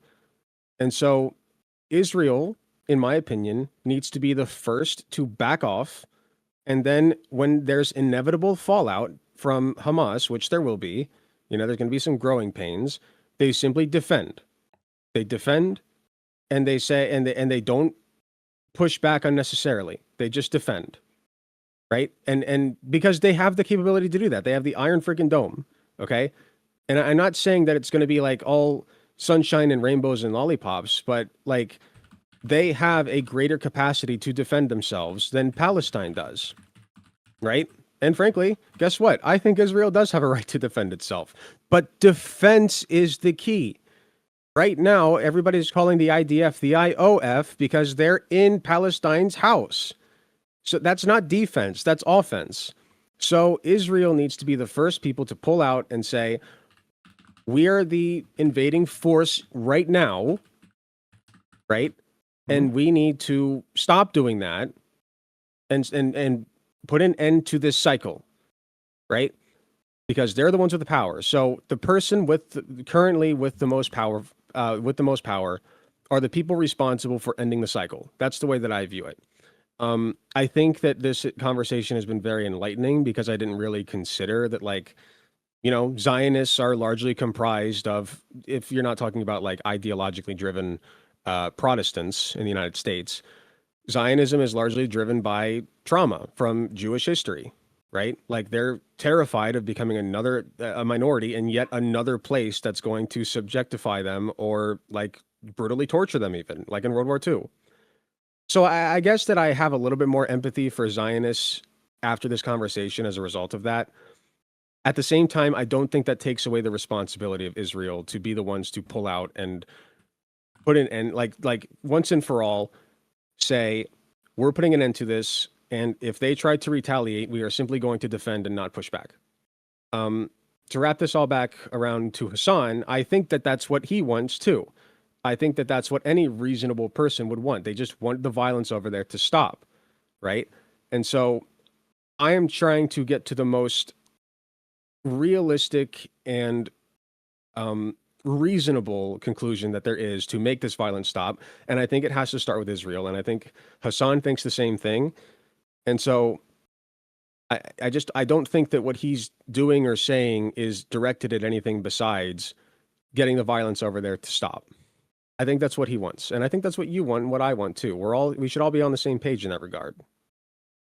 Do you want me to? Sorry, you said you had to go? Do you want me to do a response to that and then we end, or do I end it real there? quick response, and then I gotta hop off. Somebody else is waiting. That word "quick's" doing heavy lifting. Okay, shit. If we're gonna talk about Hasan, listen. Okay, that's a separate conversation. Hasan supports Houthis and Hezbollah. Okay, he supports the organization that Hezbollah helped Assad literally kill more Arabs than Israel has ever done in their entire history combined. So even if you include Gaza, actually, no, fuck that guy. Anyway, that's not. If you want peace, that's a really stupid way to pursue peace. As for you, I'll give you one big olive branch, and then I'll tell you why I disagree with everything else. I completely agree that people overstate Israel's willingness and appetite for a peaceful solution, even if I think two states, to be clear, two states to me is the only if you want Palestinians to have a state tomorrow and not in 50 years, it's two states or nothing. That's it. That's the only feasible one. I think people overstate Israel's willingness and appetite for that. I think in the entire 100 odd years of Zionism, they've basically been willing to accept two states maybe 3 times, and every other period they've just been like, no, fuck that. We're taking all of it, or we're just status quo, like Netanyahu. They do have a responsibility, and they should get Netanyahu out and thrown into jail for the rest of his life. He should fuck off. But I don't believe that this idea of putting the entire responsibility for change or the first move from Israel just because they have more power, I don't think that makes sense. The problem is that for one, Israel has done unilateral withdrawals in the past. They have not worked. Even they haven't worked in Lebanon. They haven't worked in Gaza. And I don't think it's just because I have a lot of problems with Israeli politics and the way Israelis view the conflict. I don't think I can expect Israel to vote in someone who is going to just leave the West Bank the same way they did Gaza, unilaterally, no talks, nothing. And for that person to ever get in power in elections. Because if you are an Israeli, you are never going to expect anything different from unilaterally leaving the West Bank than another Hamas. Hamas are more popular in the West Bank than they are in Gaza. They have been for a long time now. If Israel leaves the West Bank, it will go to Hamas, and there is literally nothing that will convince an Israeli that they won't just do the same thing with the West Bank, only it's larger territory, it's more strategically placed, they can have hilltops, they can overlook all of Israel's major cities. The Iron Dome can stop most of the rockets. It can't stop the psychological impact of rockets or the few deaths that get caused by it or the destruction. It definitely couldn't stop on October 7th, and it seems that Israel's policy of we just defend completely failed. It completely failed.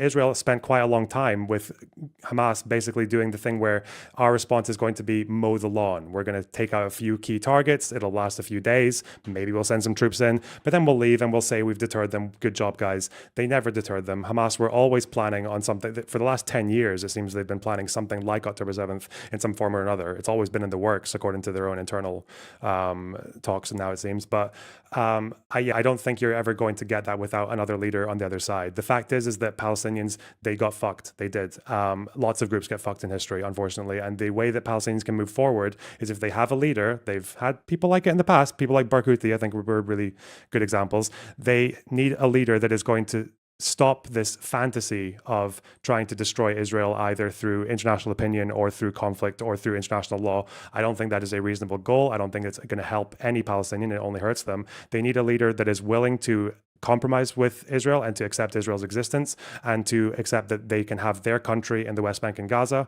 and Israel can have their country in Israel and they can live side by side. They don't need to like each other. They don't need to forgive each other. They don't need anything. They just need to have a state where they don't have IDF soldiers and crazy settlers running around and fucking killing them, and so that they can build their own economy and pursue whichever direction or kind of society that they want to. But it's not happening. You're never getting Israel to concede to it without a Palestinian leader who is there on the other end, who's willing to sit down and talk.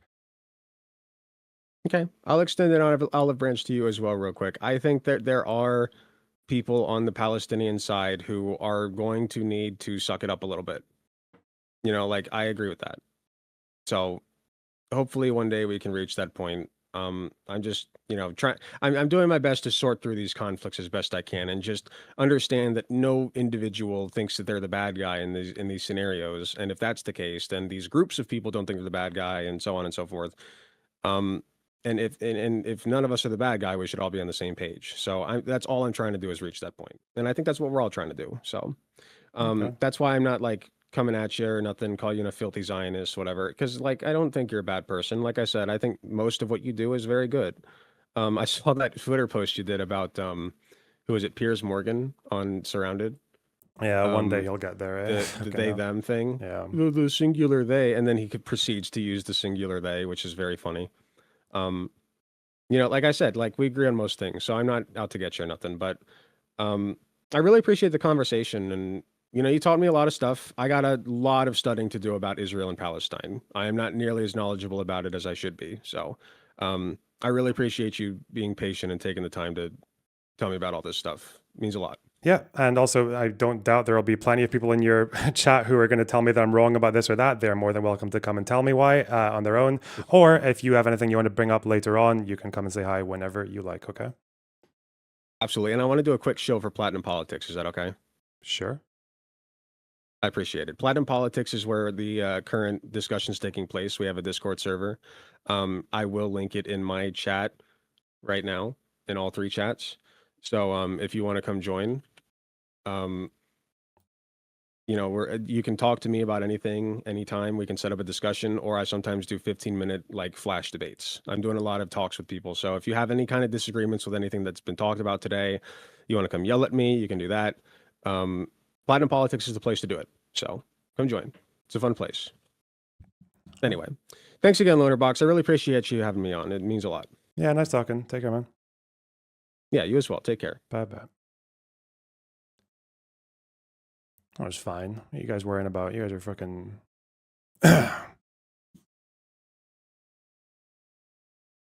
I'm worried now that... I'm worried that his community are going to give him so much shit for those those fucking concessions that he made. Oh, no. I'm scared. I'm scared for the guy. That when he said suck it up, I was just like, oh, no. They're going to... Oh, shit. That's maybe... Oh, no. Too soft. Bro, if someone's being soft to me, I'm not gonna fucking jump down their throat like an absolute fucking animal, like Jesus. Subscribe, you fucking assholes. I mean, sorry.